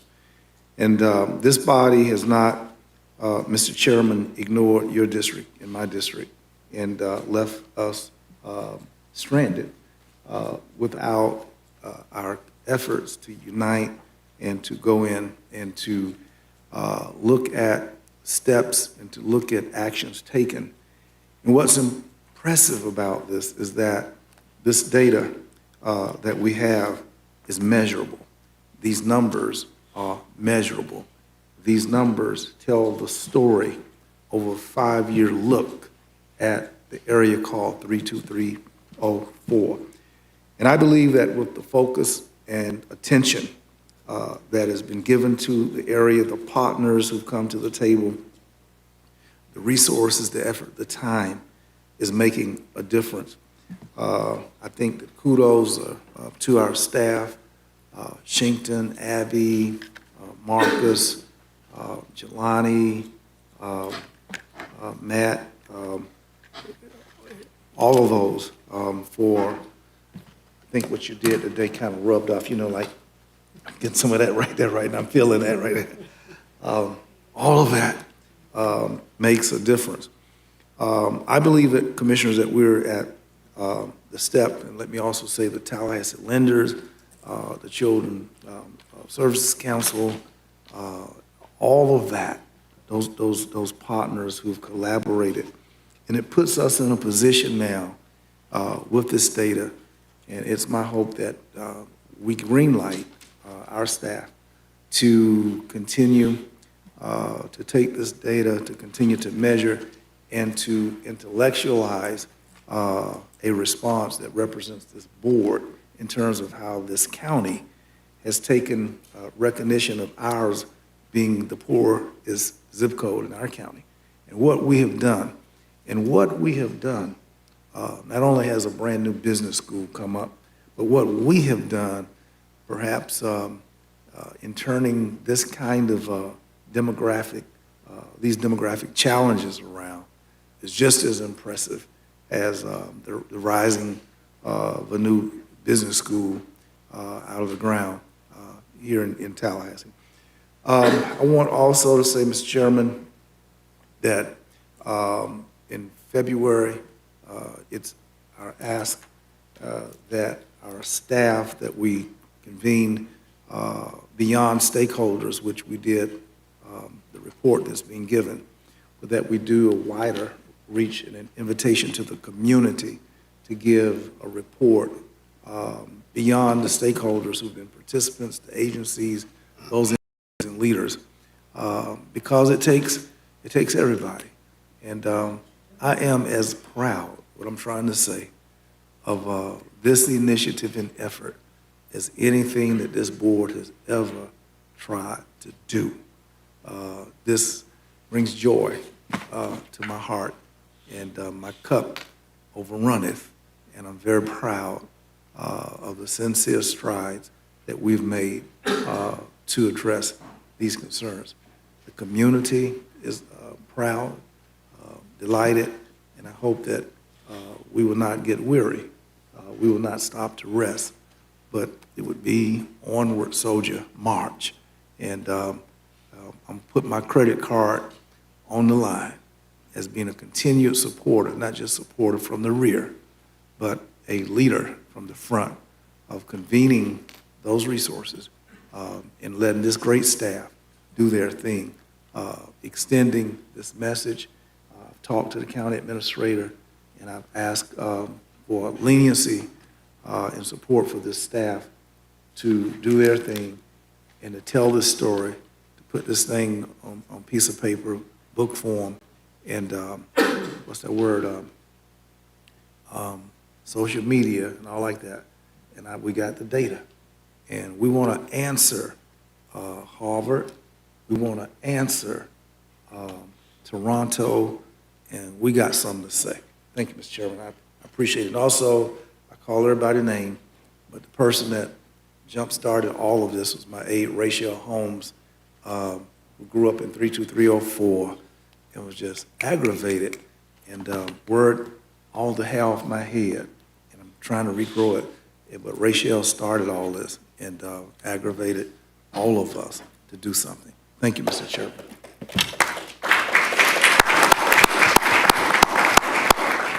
Thank you, Commissioner Proctor. I have Commissioner O'Keefe, Minor, and Maddox. Thank you very much. Quick question. We talk about the air property workshop and assistance, and for people who aren't involved in it, they might not realize what the importance of that is. And it is where people may have homes that have been passed down and owned outright by families over generations, and basically the papers and titles aren't all updated because they haven't had a bunch of legal work done. And those need to be correct for them to be able to get grant programs, financing, and everything. How many properties and owners have gone through the air property grants and programs that it successfully entered them to gain proper ownership and benefit from financing or grant programs? Since we started that program last year, we've had 20 families go through the program, and legal services, if someone is in need of that, they can apply through legal services. We'll connect them to those resources. Excellent. These are very positive numbers, and I appreciate staff and everybody involved. This doesn't happen with just staff. This happens with community partners and everybody in the community. And so my comments are, and questions, are not to minimize the success we have, but to identify the challenge we face. We have done this in an environment where we have what I would call at least a minimum social safety net from federal and state policies, which certainly do not meet the need already. And we are facing and already facing drastic cuts in federal and state programs. And so I hope that any way that we as a commission can make any efforts to offset, to protect the progress we've made and continue to make progress, let us know. Don't be shy. Let's get caught trying to steal a base every time on helping this community, especially in the face of those bases and balls being stolen from other governments. Thank you. Thank you, Mr. Vice Chair. Commissioner Minor. Thank you, Mr. Chairman. Could you all go back to the first slide with the metrics, the 6 metrics? So just to summarize that slide, so what you're telling us, just to wrap it up in one sentence, is that we see positive improvement along each of the 6 metrics in 32304 over the 5 years. Every single one of them has improved. That's quite remarkable. And I wanted to point that out because you went through one by one, but I wanted to wrap that up and point to just how impressive this is. That doesn't happen by accident. That is because of our hard work from county staff, the partners you work with, and then I also wanted to really give kudos to Commissioner Bill Proctor. When I was a young commissioner, I think I just got elected a year or so, and he jump-started this effort by doing a series of 32304 summits. And I went to some of those. And you single-handedly, in my view, launched this effort. And then the county commission got on board, the county staff got on board, and you see the results up here on the screen. So, Commissioner Proctor, I want to thank you for taking the initiative.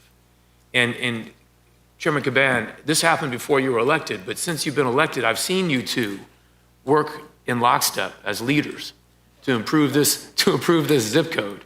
So I really want to thank the two of you and our county staff and the partners, because this is exactly why we're here. This is the kind of stuff we are here on the county commission and the county staff to accomplish. And I hope this is on the front page of the Tallahassee Democrat, because people need to know about this success. There's much more work to do, but every single one of these steps is a positive improvement. So thank you very much.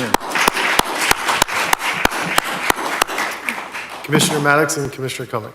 Yeah, right to the right. Oh, sorry. Commissioner Meyer took the words right out of my mouth. I think we can't let this moment pass without recognizing Commissioner Proctor.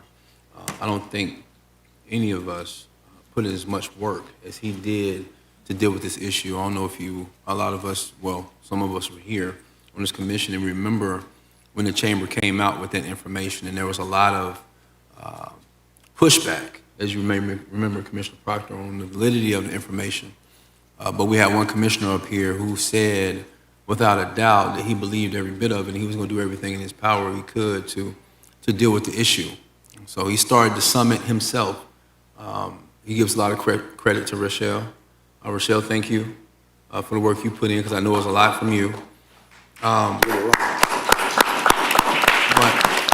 as we would think would happen, District 1 stepped up for 32304 in his district to make sure that we did everything we could to deal with the issues in 32304. There was a lot of comment about there's a lot of students there and this, that, and the other.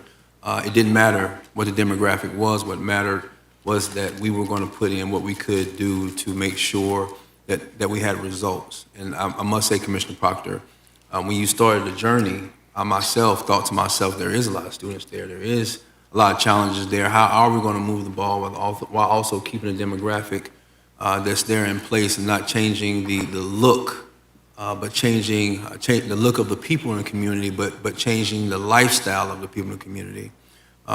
And here we are, as we sit and we look at this 32304 summit rundown, and every measure is positive. Poverty rate, median income, unemployment, infant mortality, home ownership, rental burden, every single one of them. And I cannot let this moment pass without giving our dean the flowers he deserves for putting in the work and pressing hard to make sure that we did everything we could to make sure this happened here today.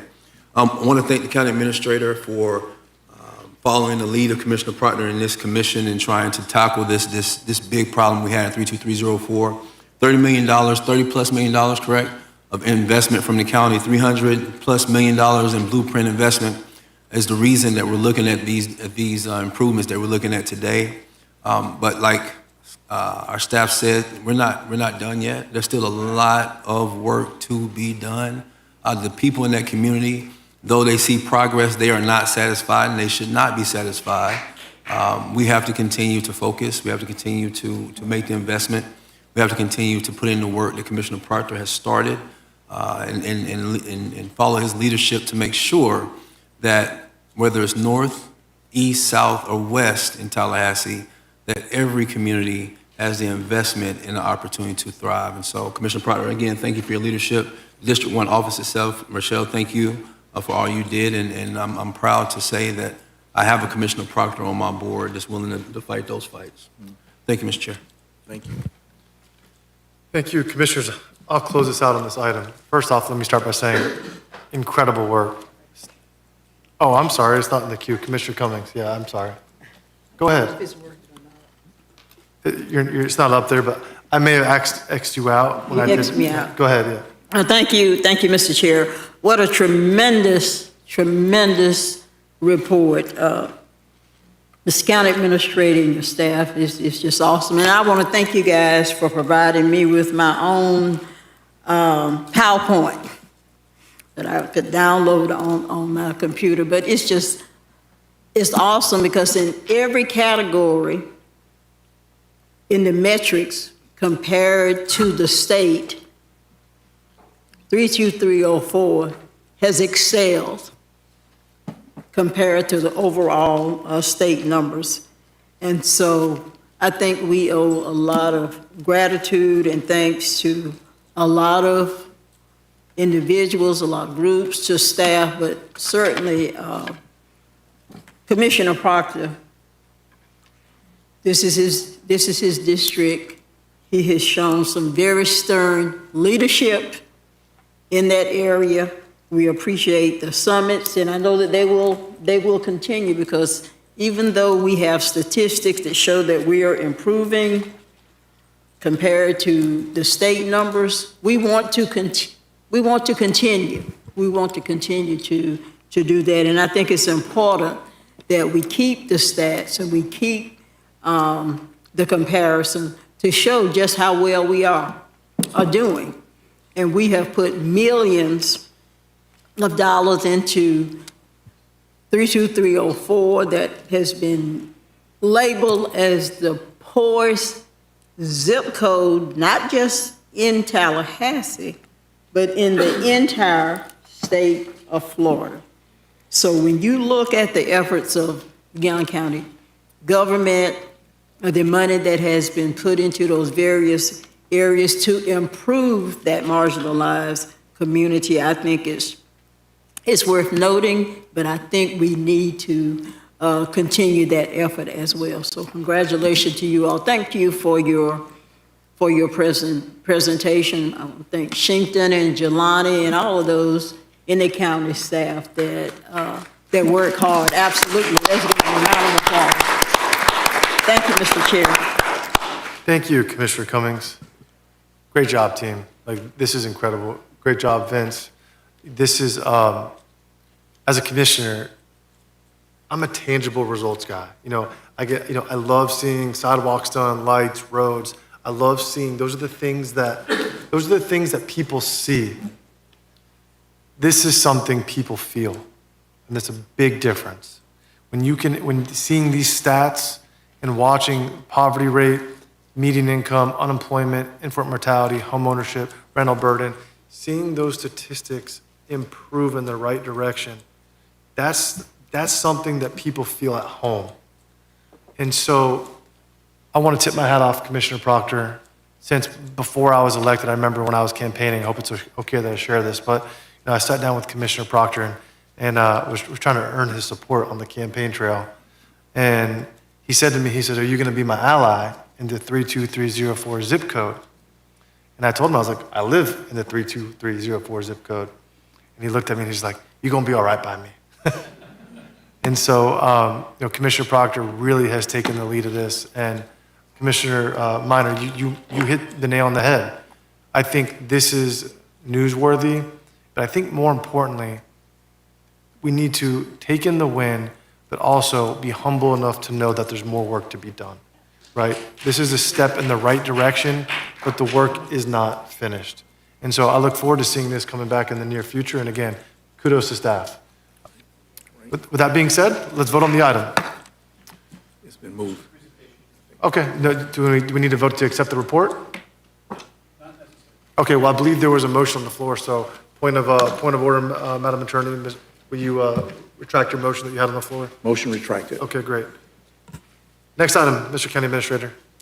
Thank you, Mr. Chairman. That brings us to the consent agenda. We have items numbers 7, 10, and 12 pulled by Commissioner Proctor. Okay, great. Is there a motion to move consent outside of the pulled items? Mr. Chair, I move acceptance of the agenda item excluding 7, 10, and 12. Moved by Commissioner Cummings, second by Commissioner Welch. All those in favor signify by saying aye. Aye. Passes unanimously. Mr. County Administrator, number 7. Thank you, Mr. Chairman and Commissioners. Item number 7, and then again on number 10. Both of these items represent the next steps in the process of the board's moving on this issue of school zone speed cameras. As you recall, the board has already taken the policy actions necessary and passed the required ordinances, conducted speed studies, et cetera, all of which is presented in the analysis. Item number 7 first seeks your approval of an interlocal agreement. That's part of standing up this program with the Leon County Sheriff's Office. We're happy to answer any questions you might have on it. Commissioner Proctor, you're recognized for a motion. Thank you, Mr. Chairman. Mr. Chairman, I wanted to indicate to the board that I recognize that this was on consent, which would have been generally collectively endorsed by board members. I can't support this particular measure, and I pulled it that my vote might represent where I feel my constituents are located. So Thank you. I have no motion. Thank you, Commissioner Proctor. Someone else want to move staff recommendation? So, Mr. Chair, Mr. Administrator, just clarification, this is not involved in the RFP process, this is just the agreement with the sheriff? That is correct. The Next item is 10. RFP request is the item number 10, which follows. Okay, I'll move this, but I want to make comment on 10. Okay, great. Moved by Commissioner Maddox, second by the Vice Chairman. Any discussion? Yeah, I wanted to talk on the motion. Yeah, okay, go ahead. Commissioner, what I wanted to point out real quickly is that we indicate that when people receive, I guess, a notification by way of electronic measure, I don't know where the revenue from speeding cameras is going to go. Who gets the money? Is this the sheriff's money? Is this our money? Where does it go? It seems that the Board of County Commissions is tasked to foot the bill, and we're tasked to administer the hearing process. And I guess that's the due process measure. There's no qualification of the hearing officer, and the hearing officer that the county is asked to provide staff and to serve as the clerk to the hearing officer. I don't know what the qualifications of the hearing officer. I don't understand tickets that are given out that is not processed through the clerk of the Leon County courts, but that this measure fosters somewhat of a kangaroo situation that runs outside of the clerk of courts, and most tickets and administration of justice issues flow through the clerk of courts. But more importantly, at this time, the southern part of our county, we have people who are going to be affordability issues that they're dealing with. And while safety and all of that is very, very important, we don't really have a lot of data that indicates traffic casualties or incidents at the schools. The grocery store is a challenge. The gas station is a challenge. I imagine some people not even driving no more. Driving is going to probably cease and desist, period. And further, it's difficult, Mr. Chairman, that many people are being subject to pay for tickets, and they can't vote in city elections. And I just can't bring another burden to people who buy city utilities, but they're second-class citizens.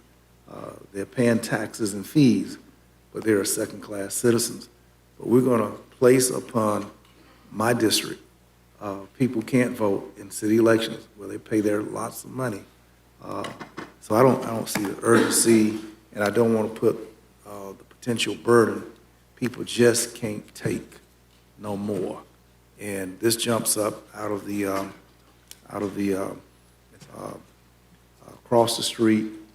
Good ideas come sometimes from across the street, but I'm not sure what the sheriff had in mind. But those are the measures that I'm most concerned about, and those are the reasons for my unreadiness today. Thank you, Mr. Chairman. Thank you, Commissioner Proctor. Commissioner, any other discussion? All right, seeing none, we'll take this to a vote. Motion moved by Commissioner Maddox, second by the Vice Chairman. All those in favor signify by saying aye. Aye. Any opposed? Are you opposed? Opposed, yes. Motion passes 6-1 with Commissioner Proctor in dissent. Mr. County Administrator, number 10.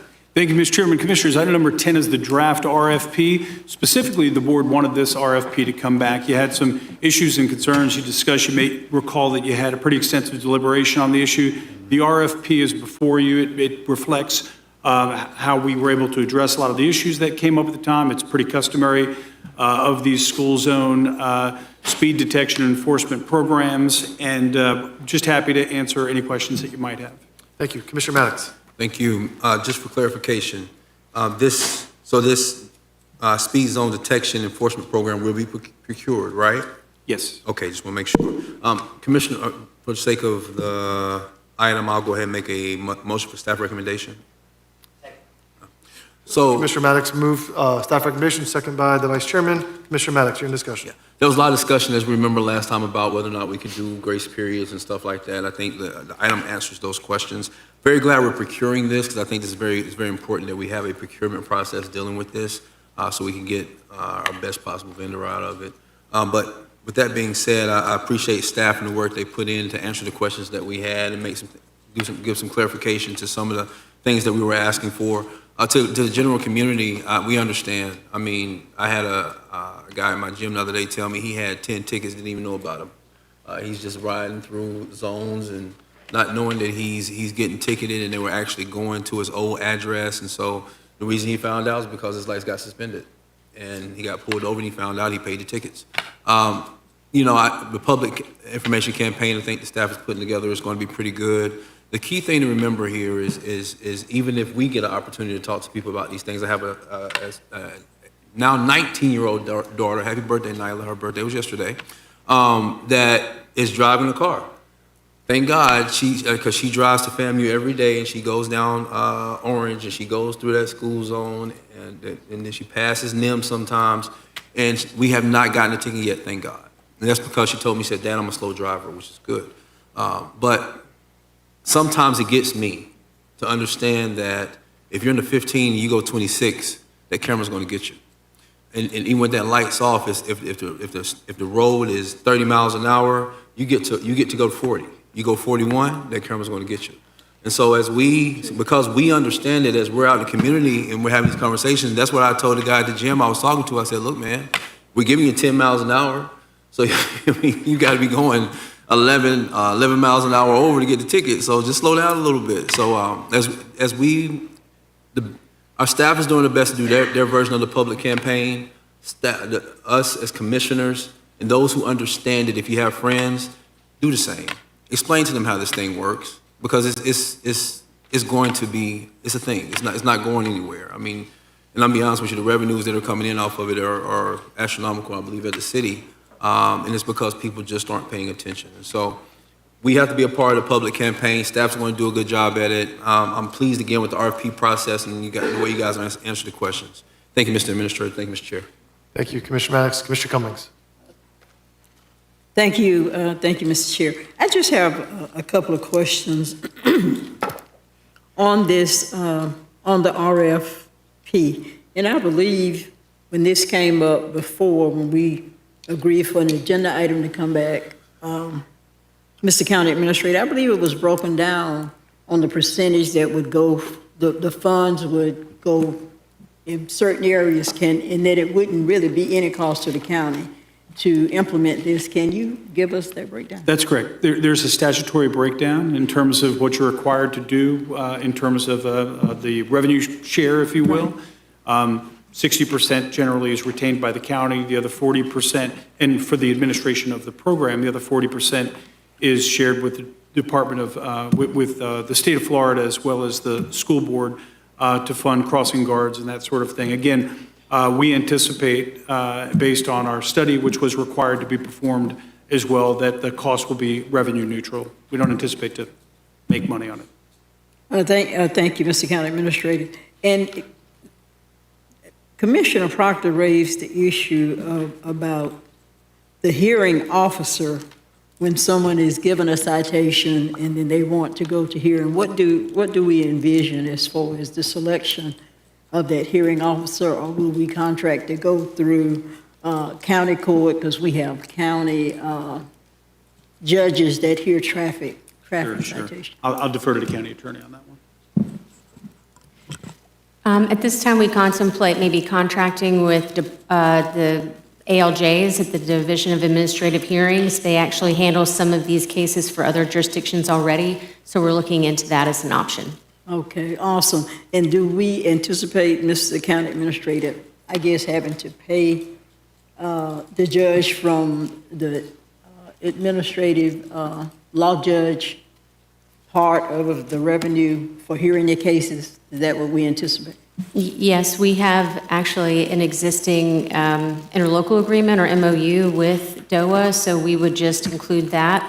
And every year, DOA sends us kind of an update about their rates. So So we would have to pay the hourly rate. We don't have to use ALJs at DOA, but no matter who we retain to do that, we would need to pay them for their services. Thank you. And just one other question, Mr. County Administrator. Did we look at, are we prohibited from using the county judges who hear traffic cases all the time? I mean, it's not a novelty to them. We've got judges, county judges that are assigned to traffic cases. So the local hearing officer process is separate under the statute from that. If someone doesn't opt to use the local hearing officer process, it will potentially get kicked over to the county court judges under the uniform traffic citation process. So some of these will actually go to county judges. It just depends on the path they take during the process. So many of the county judges are hearing city cases under the uniform traffic citation process now, and that's what would happen here as well. So would that generate a cost to the county as well?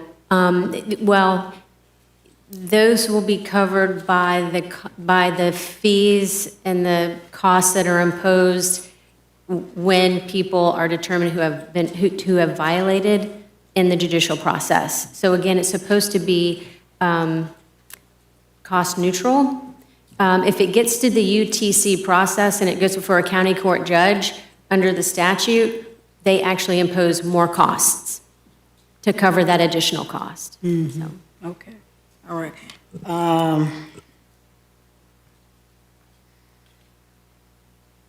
No upfront costs.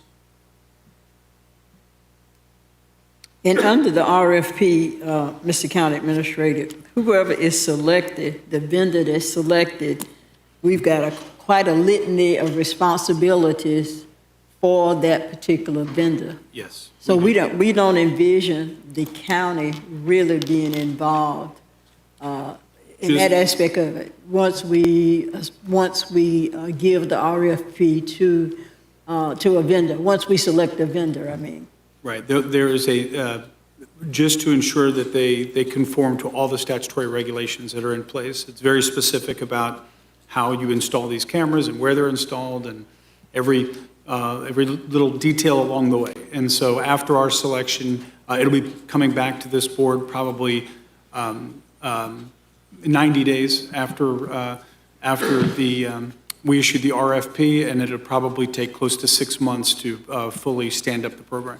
Okay, so there will be a certain amount of, I guess, monitoring and what have you, compliance review and that type thing. Thank you, Mr. Chair. I think that's all I have. Thank you, Commissioner Cummings. Commissioner Proctor. Thank you, Mr. Chairman. Really, this is traffic enforcement through AI, and it's a regressive tax. It's a regressive measure. It disproportionately will impact poor people of this community, people who have whatever the habits, the practices of their travel. Many people are actually abiding by the law. But I believe that in this moment of time, of affordability, gas increases, food increases, housing increases, and then we arbitrarily bring an AI law enforcement gadgetry to zap people with, as Commissioner Maddox has pointed out, the notice issue. And the notice thing is neither tight nor right with respect of do people and when do they get notice and all of that. And this tracks and detracts from their point totals, and it can create issues with getting their tags, getting their license renewed, going to rent a car, if they're suspended, all of those things. Secondly, Commissioners, as I've read and have read this, this is a look-alike of judiciary process of the nature that we have on Thomasville Road with a court system set up for traffic enforcement and due process challenges and so forth. This is fabricated And this is a big business. Let's be what this is. What this is. This is new business, and the new business of cameras. And I think that our county attorney will tell us that this thing has been challenged in school zone, and I think they've been overturned in Hillsborough County. They've been challenged in Orange County, and there are horror stories which citizens have tried to weigh in and say, we want to get a review and appeal, and trying to get your day before hearing officer. No. So I'm not very happy with an industry that's expanding, recognizes it's growing, it sounds good, pull out the violins, but this is AI, and it's very regressive, and poor people are going to get killed, and I don't want to contribute to the slaughter. I will vote against the measure. Thank you, Mr. Chairman. Thank you. Mr. Vice Chair. Thank you, Mr. Chair.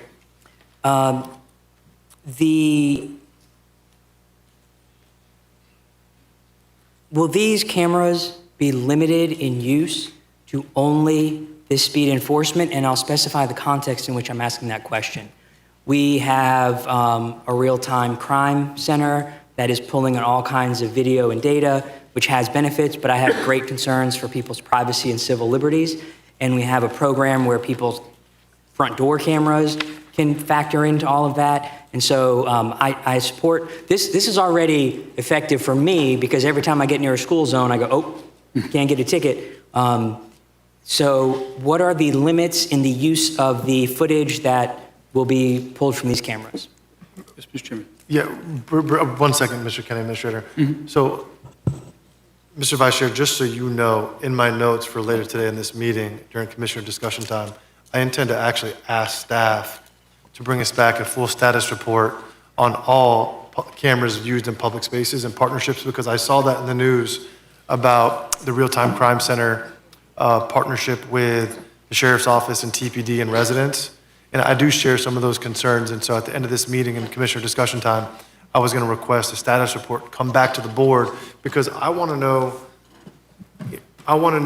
across Leon County what cameras are we using in public spaces, and what programs are we using to tap into or allegedly tap into, or in partnership with residents and their personal cameras.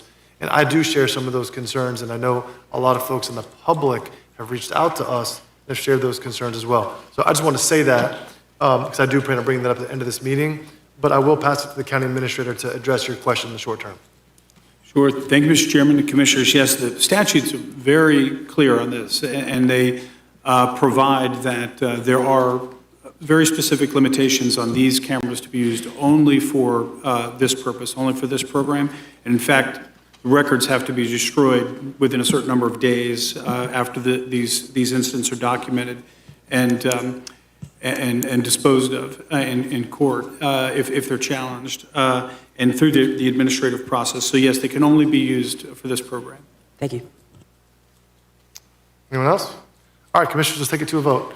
We have a staff recommendation moved by Commissioner Maddox. I believe it was second, was it by the Vice Chair? The Vice Chair. All those in favor of the motion signify by saying aye. Aye. Any opposed? Aye. Motion passes 6-1 with Commissioner Proctor in dissent. Mr. County Administrator, I believe we're on item number 12 now. Thank you, Mr. Chairman. Commissioners, item number 12 is a status report from the Florida Department of Health, Leon County. And this was requested by Commissioner Proctor. We're happy to answer any questions you might have. And I believe Brandy Knight has joined us tonight, so I'm sure she'd be happy to answer any questions you might have as well.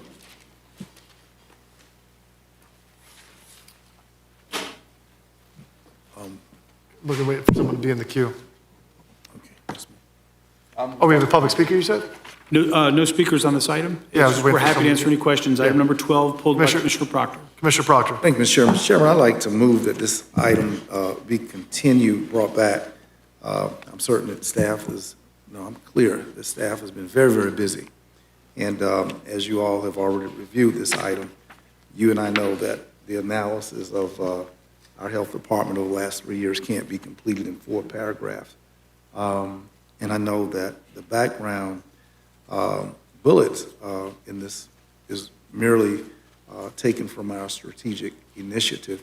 I'd like the board's permission to do the research, and this board would trust my going out to get a full report that explores the range of what the minutes from one of our meetings indicate what my ask was, and you supported it. But our staff has been quite busy, and but I'd like to give a more robust report. So Commissioner Proctor, could you frame that in a motion? Yeah, I move that the board permit Commissioner Proctor to delve into and be given 2 months to bring back or look at the turnovers that are of our Leon County Health Department. Could you restate the motion? I'm confused on the motion. Move that Proctor be allowed to bring back a report and a discussion of background analysis requisite to the level of what the Leon County Board of County Commission deserves, expects. I will do that on this issue. I asked for it. That's not what we got. I'll do it myself. I'm asking your support. Great. Yeah, I have no problem seconding the motion. Real quick in discussion, can you add to your motion that we'll have a continuation so the item will come back? I'd like to submit, be given time, a month to look into, bring a report back, submit it through staff document it, cross-examine it, fact check, make sure we're tight, we're right. Great, cool. Commissioners, the motion on the floor is Commissioner Proctor would like to have a 1-month continuation. Would like to do some of his own research and then bring it up during Commissioner discussion time. So I second the motion. Any discussion? Just clarification. Mr. Chair, I heard Commissioner Proctor say he wanted Proctor to bring it back, but we were just really talking about this report being reviewed again and staff bringing it back, right? Correct. Okay, okay. No, Proctor is going to take a lead, but I will take it and submit it to staff to be cross-examined. Do you want to take the lead? Yeah, I want to. Commissioners, we're going to vote on this item. All right, all those in favor of Commissioner Proctor's motion, second by myself, signify by saying aye. Aye. All right, motion passes unanimously. And is that it for number 12? Yes, Great. sir. Yes, it is. Awesome. Commissioners, what I'm going to do, I'm going to ask for a motion before we get to the next item, for an agenda modification to take up the Fairgrounds item next, to basically move it in front of item number 14. I see we have some folks from the Fairgrounds that's been waiting, so hopefully we can bust this out. So moved. I'll second it. Great. All those in favor signify by saying aye. Aye. Great. Mr. County Administrator, we're on item number 16. Thank you, Mr. Chairman. Commissioners, this item is a status report on the Fairgrounds lease renegotiations. As you'll recall, the board directed staff back in February to enter into discussions with the North Florida Fair Association and to come back within 90 days. We're back a little before the 90 days. Quick refresher, Commissioners, on the property. The property is about 120 acres. Excuse me. Quick refresher on the property. It's about 120 acres owned by the county, leased by the NFFA for $1 a year through 2067. Under the lease, the county cannot develop or make improvements to the property without the consent of the NFFA, and we cannot unilaterally modify or end the lease unless the association either dissolves or stops holding the annual fair. Commissioners, the NFFA, just by background, a lot of which is included in the item, has been running the fair for 75 years. They have $2.67 million in reserves. They have no debt and roughly a $79 million a year regional economic impact. They've indicated their strong desire to continue to invest and implement their vision on the fairgrounds, but has identified their lack of ownership of the property as one of the limiting factors in doing so. Commissioners, again, background, as you know, we have a $30 million blueprint, Fairgrounds Beautification and Improvement Project. To move that project forward, the county needs, again, the agreement of the association. Following your meeting in February, staff proposed lease modifications that would allow for this public investment, as well for the NFFA to continue to operate the fair.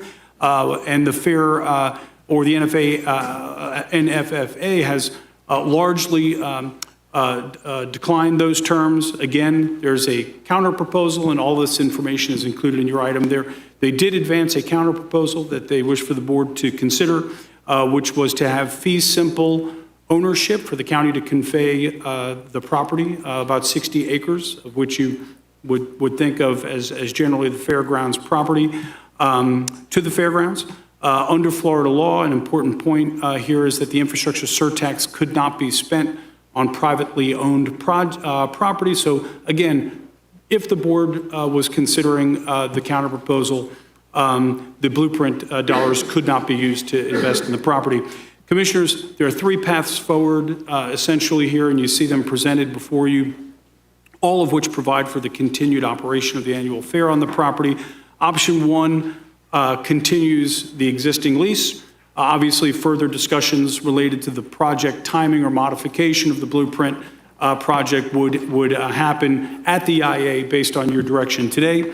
Option number two, should the board wish to further consider the NFFA's counter proposal, option two would ask the NFFA to present an updated master plan with a capital improvement plan and a fiscal strategy in a time frame of about 6 to 12 months, which the board could then consider conditional conveyance of the property with reversionary protections.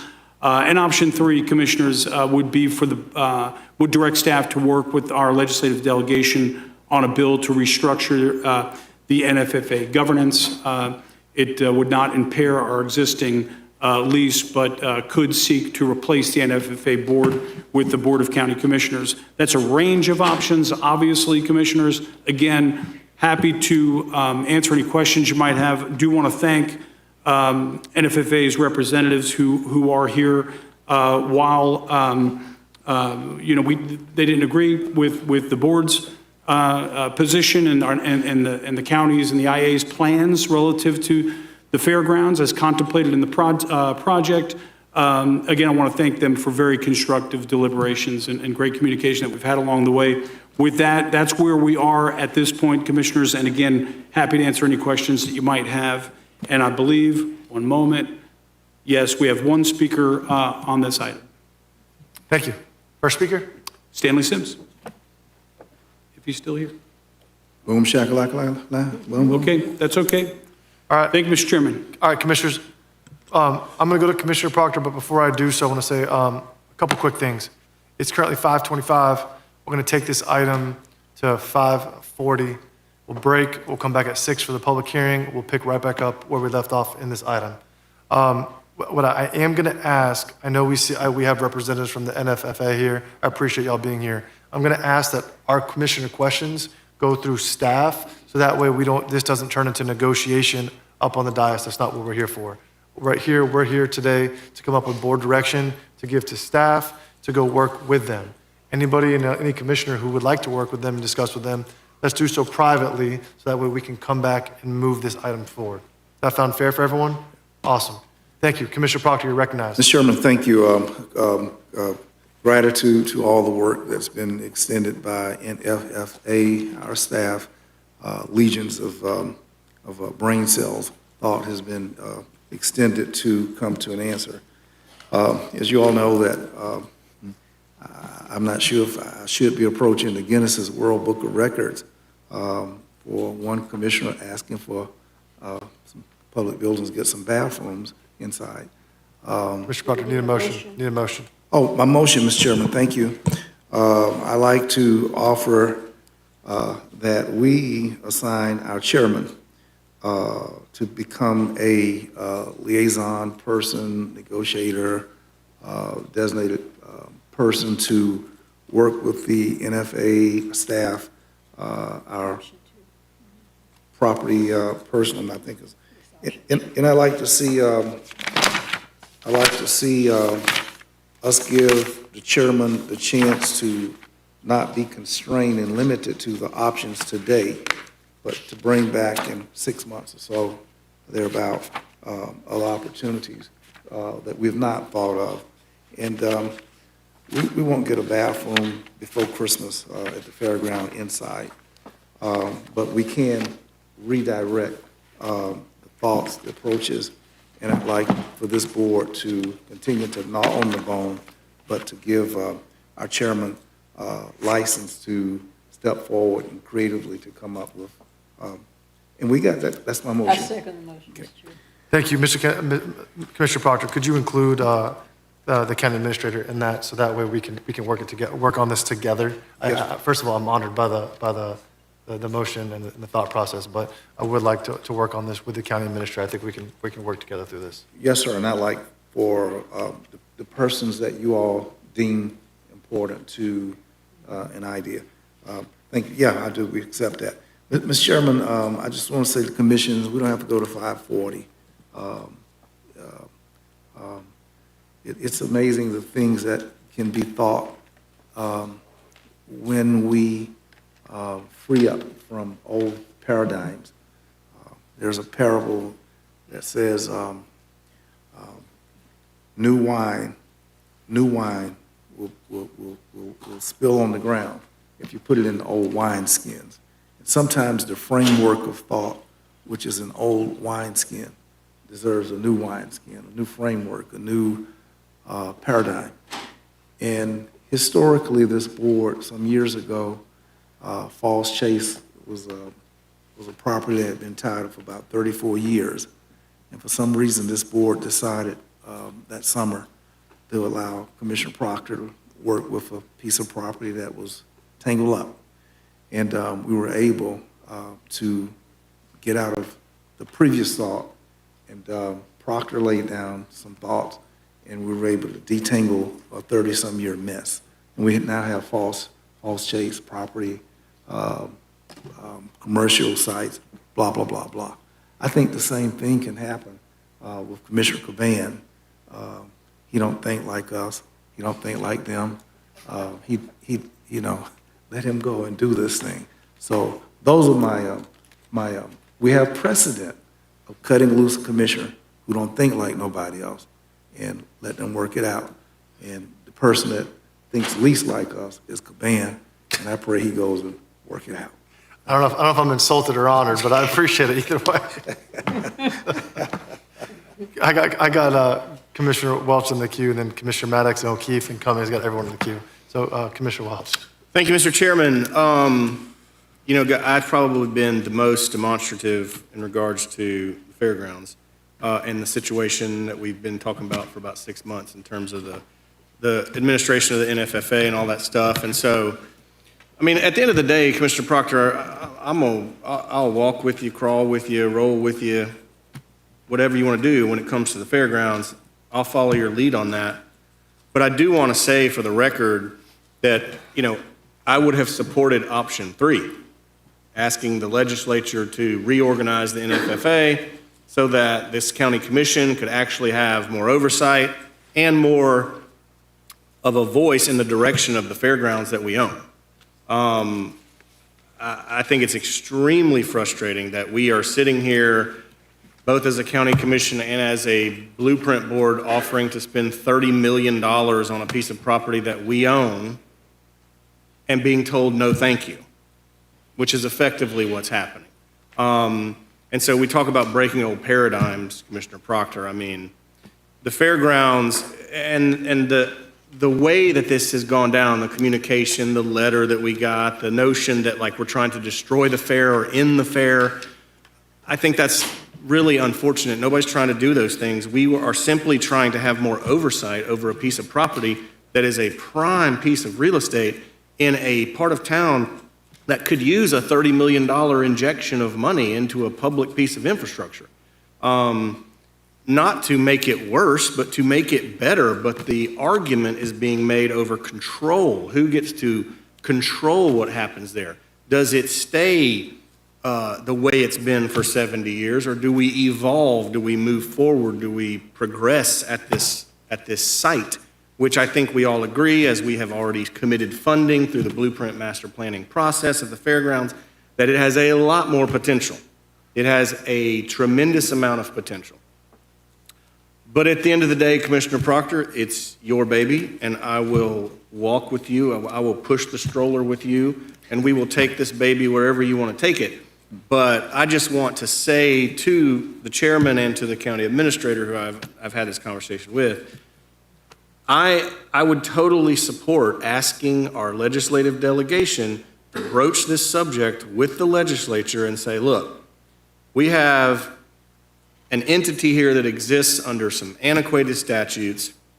This was designed to be an agriculture show 70 years ago, and that's what these county fairs were. And this has evolved now into a significant business operation in which they host a fair that generates significant revenue. It generates significant economic impact in our community, and it is still being run by a small group, a very insular organization that doesn't really want a lot of feedback from the county commission or any other political entity or board. And so I think that's very frustrating. And so I'd like to see, I don't want to get rid of the fair. I don't want to get rid of the agriculture. I don't want to get rid of the 4-H showing their animals and stuff there. That's not what we're trying to do here. We're trying to make that better. We're trying to give them better facilities. We're trying to build a hotel there someday that people can stay there while they show their horses at those buildings that are improved and better. And so, and we don't want to build the hotel. We just want to build the infrastructure that allows somebody else to build the hotel. So that's my comments on it, Mr. Chairman. If you could, set that into your negotiations status and know that I would support a total reorganization of the NFFA through legislative action if that were the will of the board. Thank you, Mr. Chairman. Thank you, Mr. Immediate Past Chairman. Mr. Vice Chairman. Thank you, Mr. Chair and designated negotiator in chief. I have a quick question from comments. Because when I look over this coming into the meeting, I like option 2 for a number of reasons. But Mr. Chairman, does the current motion allow negotiations to move toward option 2, even though you're not limited to it under the current motion? The motion kind of ignores, bypasses 1, 2, or 3. It gives freedom, a new thought, to whatever the chairman and the county administrator. We're not running up on any of these. This just opens the field for them to rethink something different. We're going to get a bathroom one day. I got my fingers crossed. Okay. Something. All right. So I will stay away from the working together and animal husbandry jokes, given even with the 4-H club being over there. With this, I'll support the motion. Hopefully that brings back something that can work together. I think staff has done a good job going from what was looking like we were breaking up and getting a divorce to come back within a couple months on something that works together. I appreciate that. I'm willing to go with that because this doesn't I think option 3 would be aggressive and be more like a bully, which I don't think that's how we treat our partners. I think we are a local government that works together with our partners in our agreements, and I think that's part of our collegiality that we're known for. Also, I didn't like option 1 because it just ends the possibility. So I really appreciate both NFFA and staff and this commission for bringing this back to work together to what we can all achieve. And I'm very open to the idea of, if everyone is on board, some sort of asset transfer that gives control, that gives both the county and the fair, that notwithstanding any not public negotiating. And one thing I want to say is, this is something that in the environment where locally and elsewhere we have had issues with public assets being transferred, I really want to acknowledge and recognize that we are doing it the way a local government that's collegial should. Should that be a result that we end up with, it will be after negotiations, that it will be even after that, we will probably have 6 months to a year of planning to get all the input, and the community will be kept aware. We are in no hurry to transfer public assets. We are doing it slow, appropriately, with input from everybody in a way that doesn't just try to slam the hammer down on anybody. And I appreciate that. I expect no less from our colleagues, and I'm not surprised at all. And I'm looking forward to a good resolution for everyone. Thank you. Thank you. I have Commissioner Cummings, then Commissioner Maddox.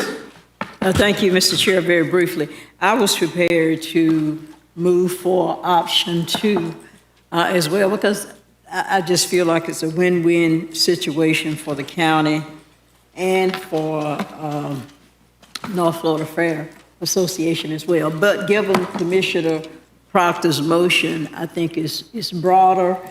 It gives you, along with staff and the county administrator, a wider range of options as well as far as negotiating with the North Florida Fairgrounds. I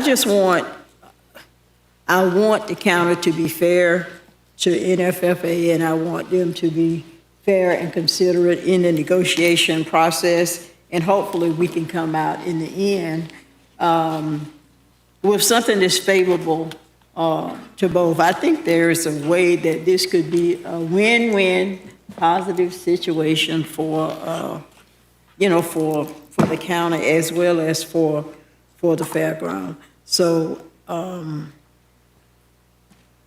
I will respect Commissioner Proctor's motion, ignoring all the other options because you guys have a wide range now. And I look forward to, well, first of all, I want to thank the county administrator and staff because they did bring us a very great detailed result of the negotiations that they have been conducting in the meetings that they have had with North Florida Fairgrounds staff and their board. And I just want to thank the board as well for your cooperation and willingness to continue in the negotiation, recognizing that we have a binding contract that extends to 2067. But in spite of that, we have a willingness to talk and negotiate and see what's in the best interest of the citizens and the best interest of the fairground as well. So I will, Mr. Chair, support the motion that's on the floor. Thank you, Commissioner Cummings. Commissioner Maddox, and we'll take it to a vote. Yeah, briefly, I too was, I was in favor of option number 2, but also had a little wrinkle to it. I wanted to see if there were other avenues we could look into for the public investment. I think to combine those two master plans of what the fair may have in place and what we were looking to do could have been accomplished on those 40 acres. And so as you come back, Mr. Chair, I'm interested to see how the conversation goes and where we go from there. I want to reframe the conversation a little bit in that I want us to understand that we've been carrying an asset that the North Florida Fair bought how many years ago? I don't know, 60 years ago? They bought it 60 years ago, transferred to us to hold so they could operate as the North Florida Fair. We didn't buy that land. We didn't. It was given to us because they had to give it to somebody per the legislature for them to actually operate as a North Florida Fair. And so with that being the case and me understanding it from that perspective, is it a public asset? It's a public asset from the standpoint of we hold it, but they bought it privately and they put it in our hands and they've trusted us with it. And I think for all in all, we've been decent partners. We've tried to be at least. But I can understand their hesitation on making some of the investments that Commissioner Proctor has looked for because they haven't had full ownership of that land. If we were able to give them the acreage that they asked for, they would make that investment. I don't blame you. But on the same side, we can't make our investment unless we own a piece of that land. And so option number 2 gave us that possibility to handle both things and combine a master plan that could work for everybody. But again, this gives us an opportunity, as Commissioner Proctor said, I'm going to follow you on this one, Commissioner Proctor, to open it up to see if there's other lands that we can look at, if there's other deals that we could possibly come up with. But option 2 wasn't a bad idea, Commissioner Cummings. It really wasn't. And so I look for us to continue to work on not just that deal, but other deals that could happen and making sure that we're on the same page. Finally, last but not least, I did want to make the comment that I would ask the North Florida Fair if we do move in the direction of option number 2. You would basically have the frontage property for what would be our version of a convention-style hotel with a state-of-the-art football stadium and facility behind it. And separate lease, I know. But they want the investment though. But I think my concern would be, and I've seen it happen because I'm from North Carolina, so I saw up in Raleigh-Durham what NC State did with that piece of property, that big piece of property, that's the fairground. They had this big stadium and stuff behind it, and it all worked together. And what that frontage looked like as you're looking at this big convention hotel behind it, and us being able to work together to make sure the aesthetic looks as such that somebody who's looking for a convention hotel is willing to come to that convention hotel that's behind our fairground. And that's the part I'm really looking for us to work together on if we're able to make this deal. So, Mr. Chair, thank you for allowing me to speak. Thank you, Commissioner Maddox. Commissioners, listen, first of all, in all seriousness, I'm honored for the sentiment, Commissioner Proctor. I've heard you all loud and clear. I think I kind of understand where everyone is at. More importantly, I've had some great conversations with the NFA and FFA over the last few days. My perspective on the current situation, I think, has changed, and to where, I think I understand where they're at and what they want. And I think that we can get to a point where we make the fairgrounds a generational asset for our community. I think it's served an incredible purpose over the last, 70 years. I think it's benefited the community very well. It's very clearly popular amongst our neighbors in the general region. But I want to look at is, hey, how can we improve this project? How can we improve this region and this area? And so that way we can continue to have a great fair, but also so that we can get more out of the property. And listen, this is in the heart of the south side of Leon County. And I think that there's a lot of opportunities for us to look at generational growth for our community in that area, for jobs, for housing, and for overall strong economic development. So, Mr. County Administrator, I think you and I should maybe huddle. I think we should maybe huddle on during recess on this briefly. But with all that being said, let's go ahead and vote on the item. Motion moved by Commissioner Proctor, a second by Commissioner Cummings. All those in favor of the motion signify by saying aye.